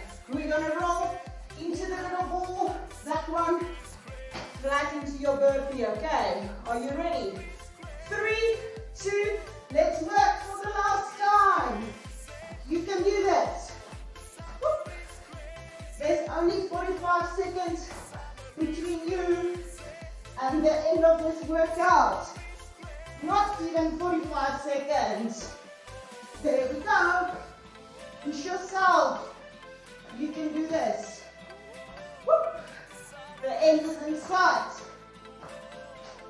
Well done. Keep moving. Whoop. Roll. 10 seconds, but fast. Don't stop. 6, 5, 4, 3, 2, and 1. Well done, ladies. I am so proud of you. You can have a sip of water. Let's slowly just stand up. Whoop. Legs nice and wide. While you're drinking your water, let's just cool down. We go side to side like we did with the warm-up. It's important to properly cool down. If you just sit down, your heart rate's going to drop and you're going to feel really, really bad. Okay, so let's go side to side. 4, 3, 2, and we hold it. I hope you had just as much fun as I did. I told you can find us on Facebook or Instagram on Fitness Training. You can send us an email if you want more information on info@fitnesstraining, or you can go to our website. Let's turn to this side. Keep that back leg nice and straight. So yeah, there are plenty of places where you can find us, and I hope to see all of you soon, either in a live workout, joining our online programs. Let's twist through the overs. Twist over to the other side. I have a tongue twister. Push your bum back, just lean over. I hope to see you guys either on our live workouts or our group fitness classes, in anything, our online programs, whatever suits your needs. Let's twist to the side. Keep the back leg nice and straight. And 4, 3, 2, and back to the middle. Place your hands on the floor, bend both knees and extend. Bend and extend. Bend and extend. 4, 3, 2, and 1. Keep the hands on the floor, walk your legs in. Walk them in, walk them in. Keep your legs as straight as possible. 4, 3, 2, and 1. Place your hands behind your back and round your back. Woo-hoo. Well done, guys. You guys really did an amazing job. 4, 3, 2, and 1.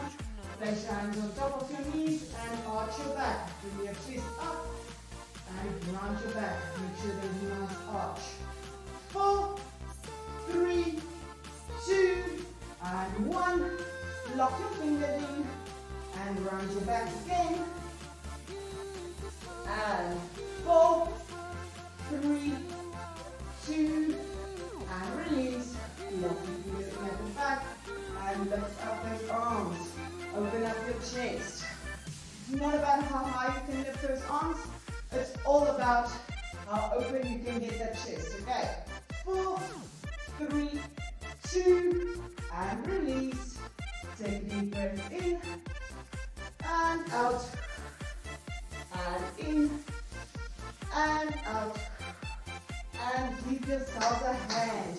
Well done, ladies. If you want to cool down a little bit more, stretch a little bit more, you are welcome to do so. Our time is a bit limited. But yeah, I just want to thank you guys for joining us. I really had fun working out with you. And I hope to see you soon in the future. Have a lovely day. Bye.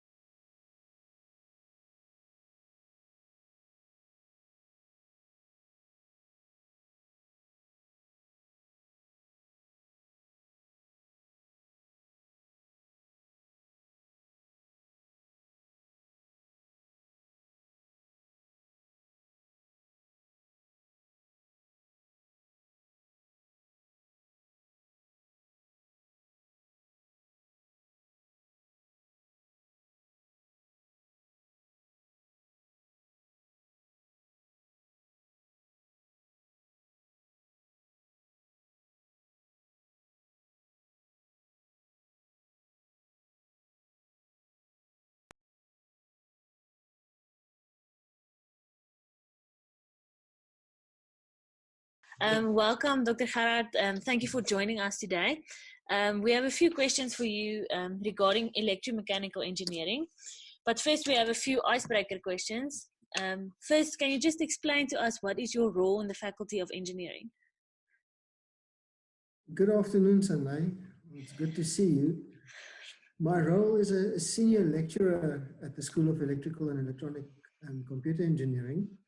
And I'm also the undergraduate program manager for the electromechanical engineering discipline from our school side. We also have a program manager from the mechanical school side. Okay, great. Just a quick fun question to get to know you more. Can you describe yourself in 5 adjectives? That's always a difficult one. I'm an engineer, not a linguist. Well, I would say I'm professional. I'm a professional engineer. I'm quite pedantic. My students will attest to that. I'm proud to be an engineer. And then some other aspects, creative and passionate. Okay, thanks. So you are at electromechanical engineering, and I know you didn't study electromechanical at the start, but you are our program manager. So how can you tell us what is an electromechanical engineer? Well, in my opinion, an electromechanical engineer is the one that understands both electrical and mechanical systems. And well, let's start. As an engineer, you will have to solve problems. That means you need to understand the underlying reason that a problem exists and then design or develop appropriate solutions. So electromechanical specifically, we work at that interface between the electrical and the mechanical systems. Now, typically that is a high in energy environment, such as mines and the heavy industries. Okay, and how, sorry, continue. No, the electromechanical engineer can speak the language of both electrical and mechanical engineers. Okay, and how, so you already almost answered this question, how does electromechanical engineering differ from studying electrical engineering?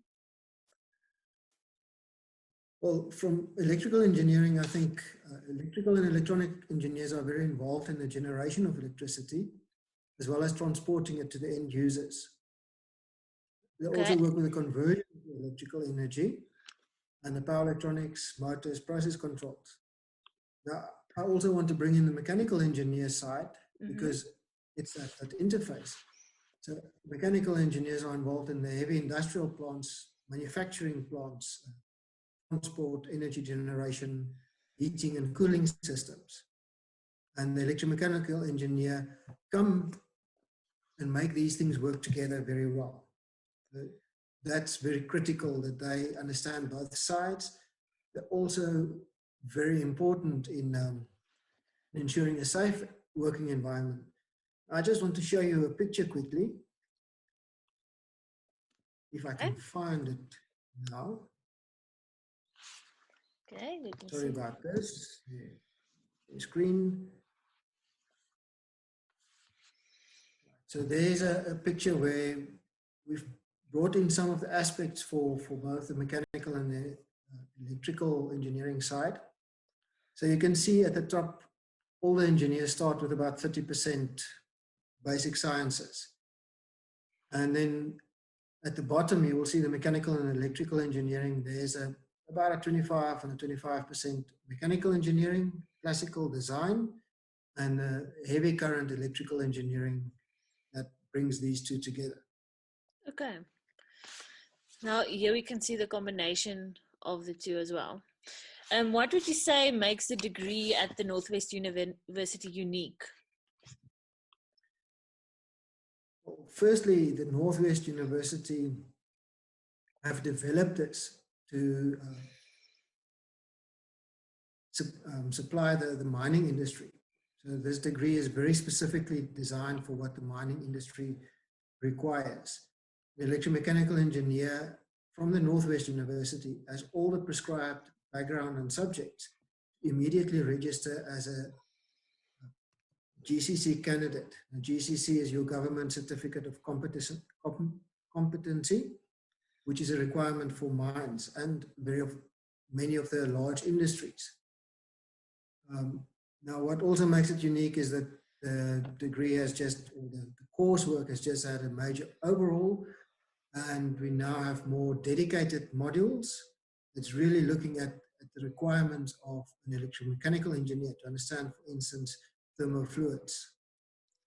Okay, and is there any exciting projects currently in electromechanical engineering?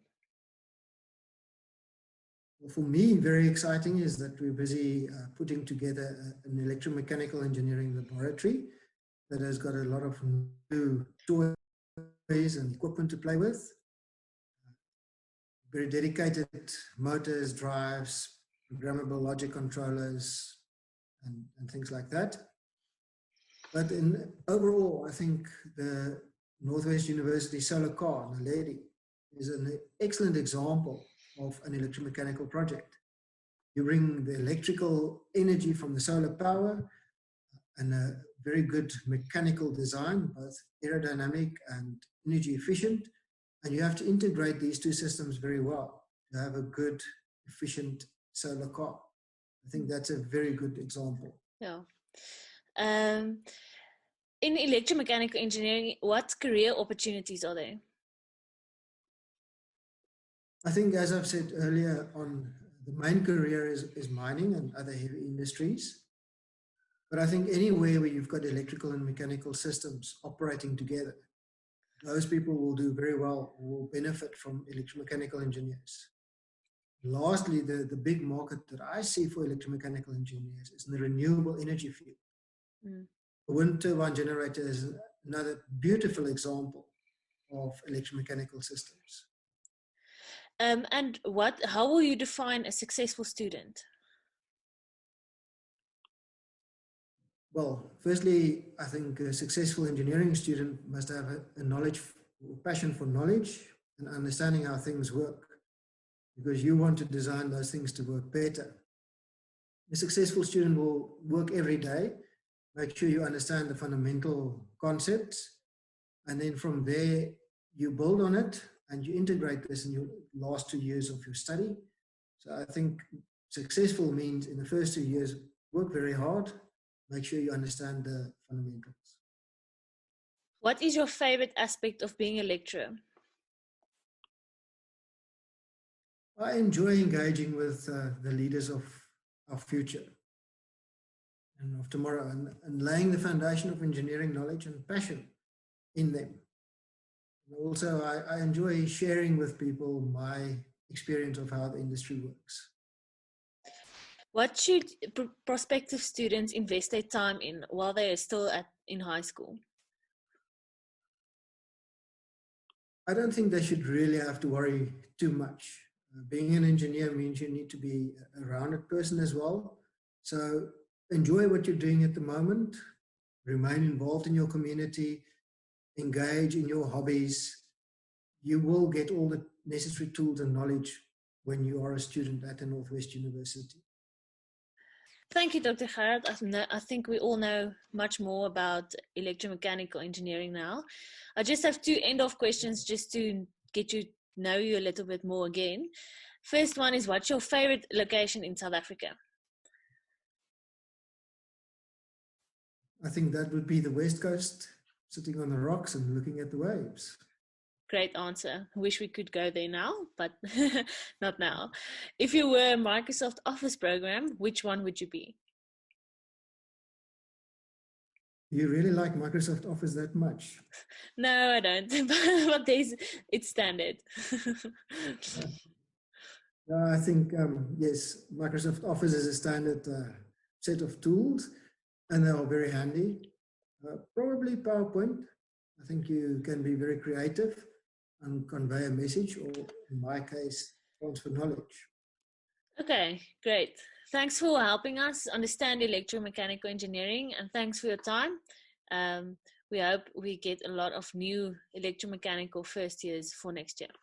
Thanks. Thank you very much, Cindy.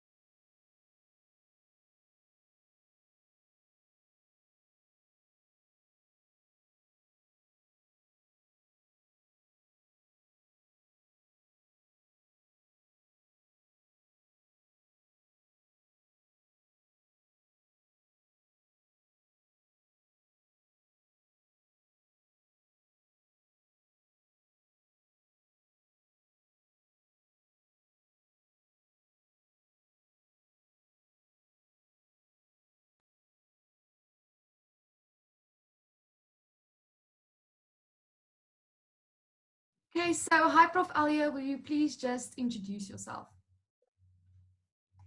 I'm Professor L.J. Grobler, and I'm a professor in mechanical engineering at the Faculty of Engineering at the Northwest University. Okay, so what is your specific role in the Faculty of Engineering? I'm in the mechanical engineering department. I'm head of the Center for Advanced Manufacturing, where we focus on the research and development on agro-processing and the development of specifically twin screw extrusion, where we've developed a twin screw extruder and localized it for South Africa and the region. And that started off as a research project in 1998, and it has grown into a spin-off company of the Northwest University. So my role is therefore twofold. On the one side, I'm driving the research and development within the university, but also as a spin-off company of the university, I need to look at the interest of the university from in the company as well. Wow. Okay, so can you describe yourself in 5 adjectives? Well, that's a difficult one to describe yourself. Always, people often perceive you different than what you think you are. But I see myself as self-motivated, driven. I also enjoy a good joke on it. But I think important from a business perspective, I'm passionate about engineering. I'm passionate about how engineers can solve the problems of the modern day. Oh, all right, that's very cool. So, what is a mechanical engineer?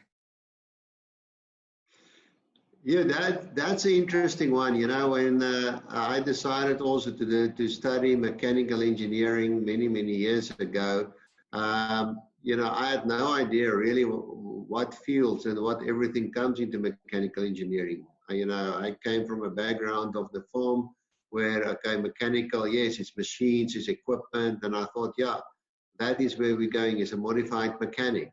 But I soon realized it's completely different, Yes, you are coming from the mechanical side of it, but there are so many other factors in mechanical engineering. There's energy, there is automation, there's control, and even chemical processes still comes into the mechanical environment as well. So mechanical engineer is actually, I see, one of those disciplines that bring a lot of different engineering disciplines together. And that is really a good, where good mechanical engineers fit in. And that is why it's so wide. I think as a mechanical engineer, there are so many different directions that you can pursue within mechanical engineering. Wow. Okay, so mechanical engineering is very popular amongst males. So why would you say young girls should consider studying mechanical engineering? I think traditionally, mechanical engineering has been seen as more the mechanical side. It's filthy machines and so on. And I think that's the reason why girls have shied away from it. It's seen as being very hard industrial. But if you look at where all the disciplines, looking at the energy field, looking at business opportunities within engineering, mechanical engineers work for mining sectors, industrial, but they also work for business consultants. They even work for banks. So there are so many areas that you can go in that it doesn't need to be in the hard, harsh industrial environment if you're into mechanical engineering. And I think that's where the opportunities lies for women. It's so wide. There's so much opportunities in the normal commercial business environment as well that they can pursue. And I think it's an opportunity for women really to pursue. That's really great. So what can students expect from their final year in mechanical engineering? Your final year, the big difference in your final year compared to your previous years, where in your first year you focus mainly on more science kind of subjects, and then from year 2 and 3 you start to focus more on the engineering subjects. But the big one in your final year is then when you start to do your own project. And that's often for many students an eye-opener, because on the one side, I think the lecturers are not nice because they say it's your project, you figure it out. I'm not going to tell you how you should do it. You need to find out how you're going to do it. And I think that is often a lot of guys, a little bit of a wake-up call to say, to realize, hey, next year, this is how it's going to happen. People will say to you, it's your job, it's your task, you're going to figure it out. And I think that's a big difference between the first 3 years and the final year, is that realization, I'm nearly there and I'm going to go out there, and out there I need to do the job and nobody's going to tell me how to do it anymore. Well, that's very true. So, what postgrad opportunities are there available at the NWU? On the postgraduate side, yes, we have different research units that do work on different areas, of course. You know, we have people working on the aviation, in airplanes, on the sailplanes. On our group, we're working on advanced manufacturing. So there specifically, we into processing, agro-processing, as well as on that side. And then there are groups that working on fourth industrial revolution kind of development, 3D printing. So there's quite a number of various groups, and I think for students who are interested in postgraduate studies, it's important that you speak to the different group leaders to, you know, get a sense of really what you want to do and what appealed to you as well.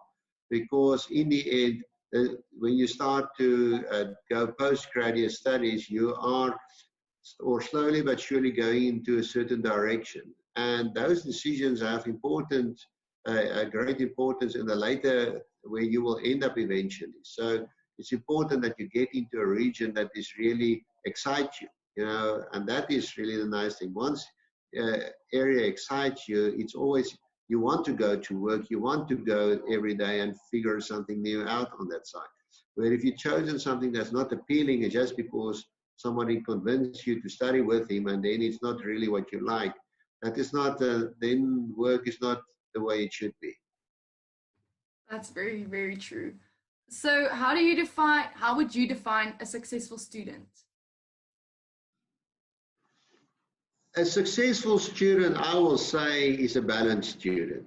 You know, the important thing of going to university, on the one side, you need to get a lot of, yes, you need to get a foundation, because that is really what you get at university. You're building a foundation.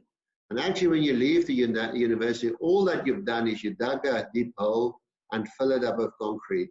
And that's your foundation. So if you were just playing around and not really focusing on the academic side, that foundation of you will not be very strong. But in the end, it's not only about a foundation that you learn at university. You need to, this important thing is you need to start thinking about how the world works. You need to start thinking about how systems work. You need to learn how to fit into society, because in the end, you're part of society. You're not a person on your own. If you're in the engineers always works in teams, and you need to find out in terms of how do you fit into a team. You need to learn how to fit in. You know, we as engineers are often not seen as being the most guys with all the jokes and the guys who do all the talking. But you need to learn that as well, especially from a business environment, how you can do it and fit in. Because in the end, engineers ended up as being company managing directors, CEOs, technical directors, and all of that. And then you work with teams and people around you. And we're often involved with big projects. So it's not you alone. And you need to work with everybody from top to bottom. You know, you need to engage with people who are degree owners, people who also studied engineering at universities, but you will work with a lot of people who never went to secondary or post-school education. You know, they have matric or even not matric working on sites. And you need to be able to engage with those guys. So that's very important. And then I think for me, there's one thing that you need to learn at university, and that is to think. Because if you can think, you know, that it sounds simple, but there's a lot behind it. You know, if you can think and figure out things, that is something special that you can take out of university. And that's part of the growing phases that you go through at university, is that whole thing, to start think about how things work and why it works like it works, and should it be like this or shouldn't be, Because in the end, what do we do as engineers? Our job is to improve, to solve problems. So you need to, first of all, identify the right problem and then the cause of the problem and solve then that problem. Often people solve things that is the wrong problem, and that doesn't work. So, and then we need to do continuous improvement, getting processes, and there you need to learn on what things you can improve and so how you can do it differently, and the most important thing, what things you should stop doing because you're just wasting your time, and that is also very important. Yes. So what is your favorite aspect about being a lecturer? Well, I've always enjoyed the lecturing environment. I like the student environment as well. I think there's always a little bit of a student still in you, no matter how old you are. So I think that's, for me, is the nice thing. I always like the jokes coming from the students and so on, and the wittiness from them. But I think for me also, it's not only about bringing over the technical and academic knowledges, but also to share experience. I think that is, for me, what I enjoy about lecturing, is to share things. You know, I've been lucky that I've been involved in many projects across the globe, various countries, Central Africa, Europe, America, and it's always nice to share some of those stories on it, because in the end, it's part of a journey that we are all in, and that journey is, in the end, it's not an end and a beginning. You're just part of the journey. That's very true. So do you believe there is some sort of pattern or formula to becoming a successful engineer? I will not say there's a fixed formula, but there is a certain things that you need to do to become successful. First of all, you have to be passionate in what you're doing. You need to ensure that you have a sound basis, technical basis, in terms of where you operate from, because a lot of our decisions, especially later on, are based on gut. And gut is based, once again, on experience and technical knowledge that's underlying what your decision that you need to make. So it's important that over time you build that knowledge and that experience. Now, there is a saying that experience, good decisions comes from experience. Experience comes from poor decisions, and poor decisions come from no experience, and no experience comes from no decisions. So the harsh reality is, when you start up as a young engineer, you are sitting at the bottom side of this whole thing. So you have no experience, and you need to start making decisions. And over time, you will make mistakes, but only a person that make decisions can make mistakes. If you don't want to make any mistakes, the best thing is just sit there and do nothing, but then you will end up nowhere. So I think that is a part of the attributes of a good engineer, is you never give up, and you learn from your mistakes, and you just don't go and repeat it again. You just make sure that it never happen again. And I think that is one of the important things that you need to take out of it to become a good engineer. Yes, definitely. So if you could have a superpower, what would it be? Actually, I don't have a superpower. I don't. Do you want one? No, for me, you know, what I admire people like Elon Musk, what he achieved. You know, he's a South African also, by the way, now, you know, and he had a vision and a dream to change the space travel and the whole thing, things that happened. And for me, that is more a kind of a superhero, if you want to say that. It's a real person that is going out there and doing extraordinary things. And the reason why he's being able to do that is just he never give up. And he trusts his instincts, and he said, let's build it on science, let's build it on engineering and figure out a way, and we'll make it happen. So yeah, if you ask who's my superhero, then I would rather say Elon Musk than any of these other characters. Wow, okay, that's quite interesting. So what are the 5 things that's normally on your to-do list for a weekend? Well, on the weekend, first of all, I like to, yeah, that's family time. So we like to spend some time with family because during the week it's quite hectic and busy. So working sometimes till late at night. And then, yeah, I like to spend some time with friends. We'll go out, do some cycling, do some woodwork in the garage, fix those things that are broken, yeah, around the house. That's typically my weekends. And then if we go away, of course, going visit some family or just spend some time out in the on a hiking trail or on cycling or something like that. That's really interesting. Thank you, Prof. Alia. We loved hearing from you, and thank you for attending this interview. We appreciate it. Great. Thanks for you as well. Thanks, man. Thank you. Bye-bye.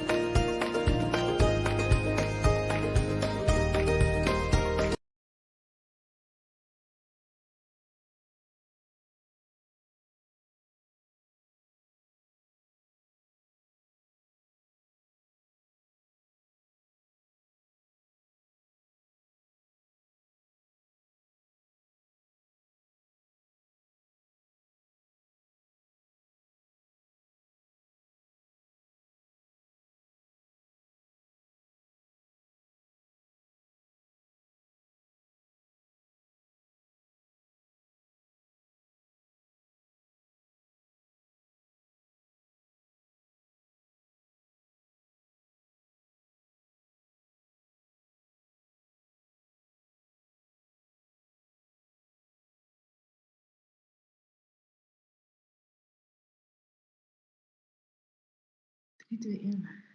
Okay, this is live. Welcome, everybody. Thank you for joining us today here and asking some questions on the YouTube chat. So we had a few questions. The first question was from Georgia Kent, who asked, what programs does an electromechanical engineer use the most in everyday work and study? So this can vary very much onto in the workspace, in what you do every day. But as a student, you will most likely use MATLAB, and you will also use Spice to do power system simulations. In the working environment, electromechanical engineers can use programs such as Dixieland, AT-Spice, etc. There's lots of programs available, and not all of them are free. If you want to start using programs, you can download AT-Spice. It's free, and you can start experimenting with that. So the next question is from Jade Naidu, who asked, is there such a course like biomedical engineering? At the moment, there is no biomedical course at the Faculty of Engineering, but you can specialize in this as a postgrad. You can choose computer or electronic engineering as a undergrad, and after that, complete a postgraduate degree in biomedical engineering with Prof. Neta Grobler. Okay, so one of the next questions was from Madeleine Ludier, and she asked, what techniques can I use to improve my teamwork skills in a school environment? So on that, I want to say that communication is very important, especially when you want to be a leader. You have to be able to communicate both professionally and socially on a more normal level. So communication is definitely very important. And then I would also say that professionalism is important. As a leader, you have to be an example. So you have to always be professional, and you have to be an example for everyone around you if you want to be seen as a leader or as a team player. You have to take into consideration all of the other team members as well. So you have to be a considerate team member. Okay, I see we have a few extra questions. I'm just going to scroll up here to get the other questions as well. There's another one. What do you recommend students do with their free time? And then I just asked on that, do you mean in high school or in university? Well, there's a bunch of different things you can do. So it's important to rest as well. So always remember that.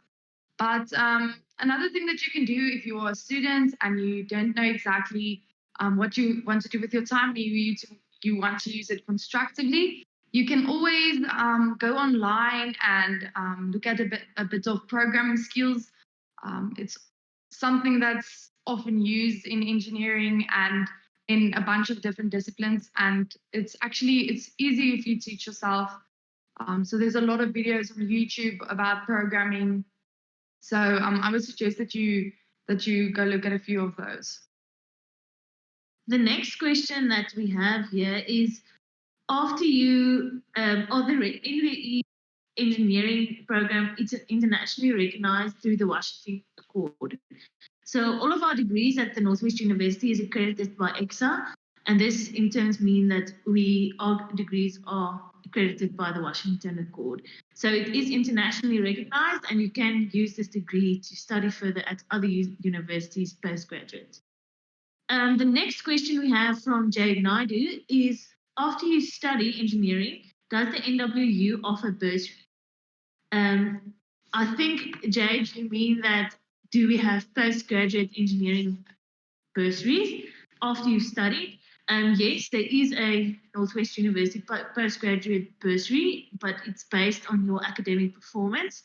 There's also other bursary opportunities available at different study sections. But for undergrad studies, there's lots of places that offer bursaries like ESCOM, your bigger companies like Sasol, as well as some management companies that offer bursaries to you. But postgraduate, there is a few Northwest University bursary. The next question that we have from Tralee is, which program would one have to do if interested in medical device development? So my recommendation for medical device development is there's multiple engineering courses that you can follow, but computer and electronic engineering, as well as a brand new course at Mechatronic Engineering, can be followed to specialize in biomedical device development afterwards. There's also a mechanical side to the biomedical device development, so you can also study mechanical engineering, and all systems must be engineered, so you can also study industrial engineering undergrad. So the next question that we have is from Annabelle Jordan McQueen, who asks, how many practical work does engineering students get per year? So Annabelle, I don't know if you ask practical work like working in industry or practical work like working in the laboratories, but if you are an engineering student, I know that you have to do 6 weeks of practical work to complete your degree, and that's usually in your 3rd or 4th year, where you do practical work at a company, and you have to write a report of your practical experience of that afterwards. In terms of laboratory work, you get, it depends on the degree. At electrical, electronic, and computer engineering, there's a lot of practical work that has to be done in the labs, as well as at mechanical and at chemical. So it depends on the study that you're doing. The next question is also from Annabelle Jordan McQueen, is what is the living cost at the Northwest University? So I was a student about 8 years ago. So I'm going to ask this question for Danette, who's our engineering chairperson, about what is the living cost, because I don't have a good idea of that. Okay, so it's very dependent on if you want to be in a hostel or do you want to live in a flat. And then it also depends on, do you want to live in a double flat or do you want to live in a single flat?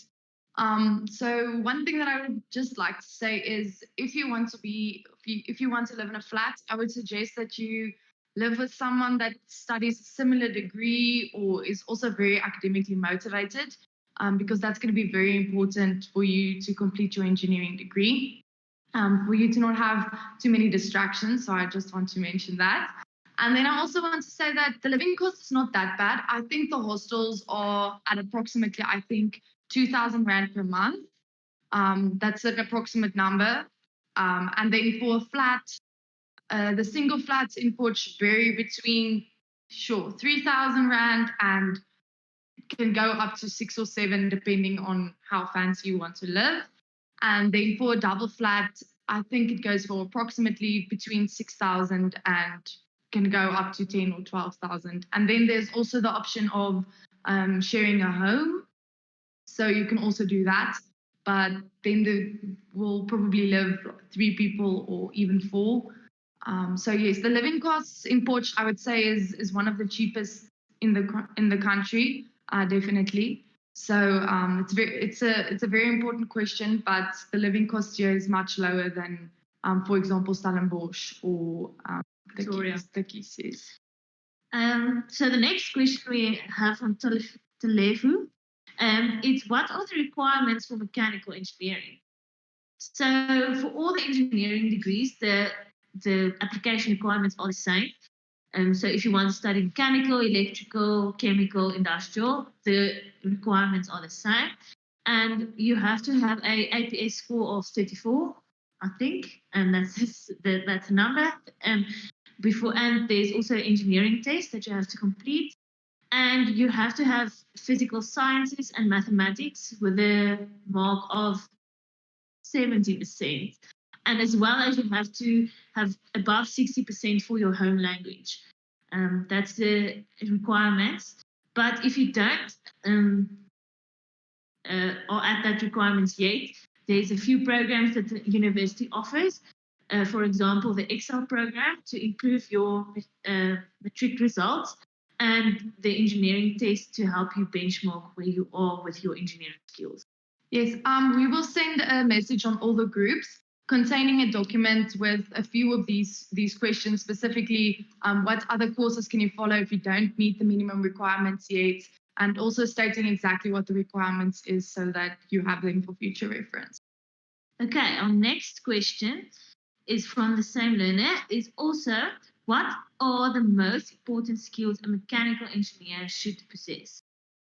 Definitely, I would say is a passion for mechanical engineering. It doesn't help you are in mechanical engineering and gears and drawings and doesn't excite you if you should be also a detail-orientated person. To give detail to designs, you must focus on the smaller details to make sure that your design works in the future. We have another question, is can you have sociology or psychology, as a module when studying engineering? To be honest, it is not recommended because you have a very full schedule at engineering. You have, we call them credits. You have a full credit year, but you can take it. Nobody's going to stop you from taking it. You can take such a subject, but I would not recommend making your schedule so much fuller. I would recommend maybe studying 2 degrees if you want to specialize in psychology as well. But your engineering years are very full and time management may become a problem. Another alternative for that also is the industrial engineering program also have a postgraduate studies where they focus on more of the more on the human side, so where they focus on business psychology. So if you're interested in more of the people side of engineering, then I would suggest doing industrial engineering and then doing your postgrad in that. Okay, I see that there's no, oh yes, here we go, another question. Are things like alpha mathematics and engineering graphics and design useful for studying and pursuing engineering, especially mechatronic engineering? So for all of the engineering degrees, all of them that we offer, the mathematical requirements or the mathematics subjects that you do is the same. So you get analytics. In your second year, that's the most difficult, and you have applied mathematics as well.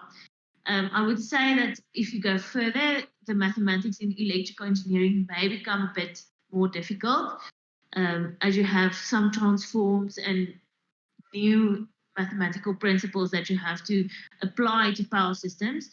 And especially for mechatronic engineering, I would say yes, if you have the opportunity to take alpha mathematics and engineering graphics and design, take it. I know not all of the schools offer these subjects, but they are not requirements to study mechatronic engineering. But I would, if you have the opportunity, I would take those subjects. Yes, and I also just want to add on that, don't let it discourage you if you don't have these subjects. You will still be able to fulfill your dream of becoming an engineer. It's just, it's going to make life a little bit easier for you, that's all. We have another question from Megan Miller. It's, in your opinion, what is the most interesting engineering field there is? Okay, so this is a very biased question. So we have an industrial connect. She's studying a final year industrial engineering student, and I'm an electrical engineer. I've finished my degree in 2015, and that's been my field of study for the past couple of years. So in my opinion, electrical engineering is the most interesting, as none of you would have been here today or tonight without electricity. So electrical engineering is the most important in my opinion. But I'm sure that all of the different engineers have their different opinions about their specialist field. Danae, do you want to add something about it? That is, this also wouldn't have happened if you didn't have industrial engineers, because we are the ones with the personality. So no, I think to answer that question, the best way to answer it would be, it depends on your interests. So if you're very into technology, engineering in general is probably a good idea for you. If you're very interested in the way things move, mechanical engineering might be the best option. If you enjoy more the people side of engineering, or if you like processes, then industrial engineering is a solution. Or if you really want to focus on raw material development, then I would suggest chemical engineering. So it varies from your personal interest. Okay, we have another question from Annabelle. How many engineering students are in a class? So this depends on the field of engineering. In your first year, there's very large classes because you have general subjects like mathematics, sciences, etc. So that classes are combined with the classes of the people studying a Bachelor of Science. So in your first year, the classes are very large, but coming towards your final year, the classes become as small as 30 at electrical engineering. I know some of the groups are a bit smaller. I know mechanical engineering's classes are much larger. At industrial engineering, I think it's about 50 per final year. We're 30. And 30, yeah. It's a new course. So I think about your final year, you will be at about 30 in a specific field. Because in your final year, you only have class in your little group of people. Except for mechanical, they are approximately at 70 in their final year, 70 students. Okay, we have another question. And what's the hardest engineering field? Electrical engineering? Engineer will tell you something different. Again, it depends on your interest. So if you're not interested in something, it's going to be hard for you. And if you're interested, it automatically becomes easier. So it depends. In my opinion, it's electrical engineering, but all engineers have to have the same mathematics subject, as I've said, and that's, I think, the most difficult subjects in your first and second year. Now we have another question. Does the NWU have a variety of activities to help you strive towards being a holistic student? So I think the best person to answer this is our engineering chairperson. So we have a lot of student representative activities going on, as well as in your hostels. I also was in a hostel for 4 years, and I would recommend that. The companionship of living together with other people is very nice. It's not the right word because that's not the way to describe it. It's something indescribable. But at the engineering faculty, we have the engineer, where Danette is the chairperson, and she will elaborate more on that. Yes, so in GM specifically, we host a bunch of different things. So we have regular socials, varying in size. So every year we have an engineering dinner. We have our annual volleyball tournament. Because on the engineering campus we have our own volleyball field, so that's very cool. Unfortunately, that couldn't happen this year, but nevertheless, it's still going to go on in the next years. So we have a bunch of different things, and also on the hostel thing, if you, for example, don't want to be in a hostel, but you still want part of the hostel experience, you can live in a flat, for example, and join a day hostel. I think it's called a day hostel. Yes, Yeah, I think so. The day hostel. So you all get together to do all of the hostel activities the hostels on campus do, but when you go home, you go to your own flat. Yeah, you don't live in an actual hostel. It's almost like a virtual hostel, if you want to say it like that. So you still have, for example, SAR, where you have it's Serenade. And you have all the activities, a bunch of different sports. Oh, and also that Ingenium now we have a rugby team, which I don't know if you want to be part of that, but we have a netball team. So we also participate in sports, but also the hostels also do that. So if you want to be part of a hostel experience, but you don't want to live in a hostel, there's always a solution to join a day hostel as well. So we have another question. Students are always complaining about their assignments and referencing. How do they differ from school assignments? So from my opinion as a lecturer, students always complain. Don't listen to them. They always complain about the smaller stuff. And how do they differ from school assignments? So this is at university level. They're much more complicated, require much more effort.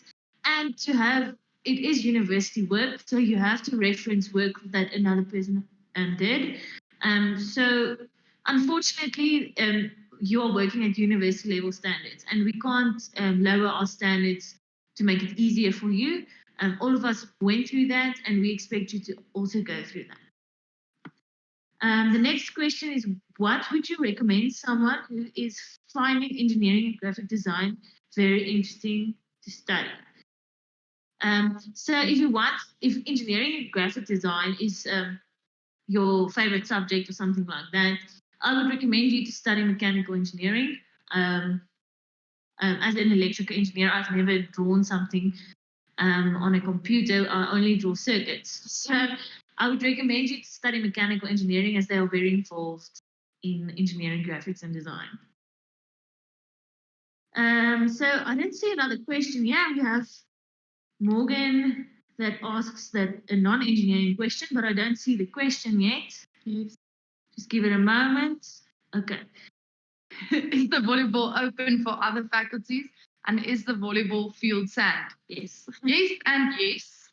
So what we normally do is we invite some of the other faculties, but obviously it's mostly engineering students that participate. But you can, for example, have 4 engineers in a team and 2 from another faculty, for example. And we also have an entire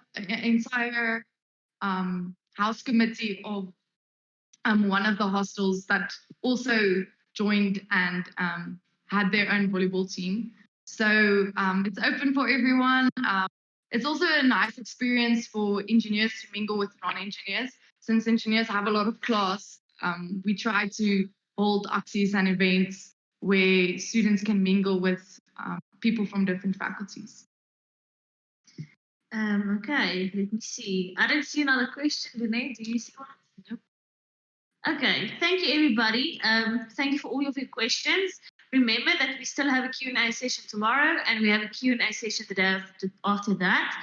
Tomorrow, we have 2 other interviews with 2 other fields of study. I think tomorrow on the schedule, we have electrical engineering with Prof. Andre Grobler and mechatronic engineering with Dr. Henry Maree. So thank you, everybody. Question. We see a lot. Okay, last question. The next should be tomorrow. Why does the NWU not offer civil engineering?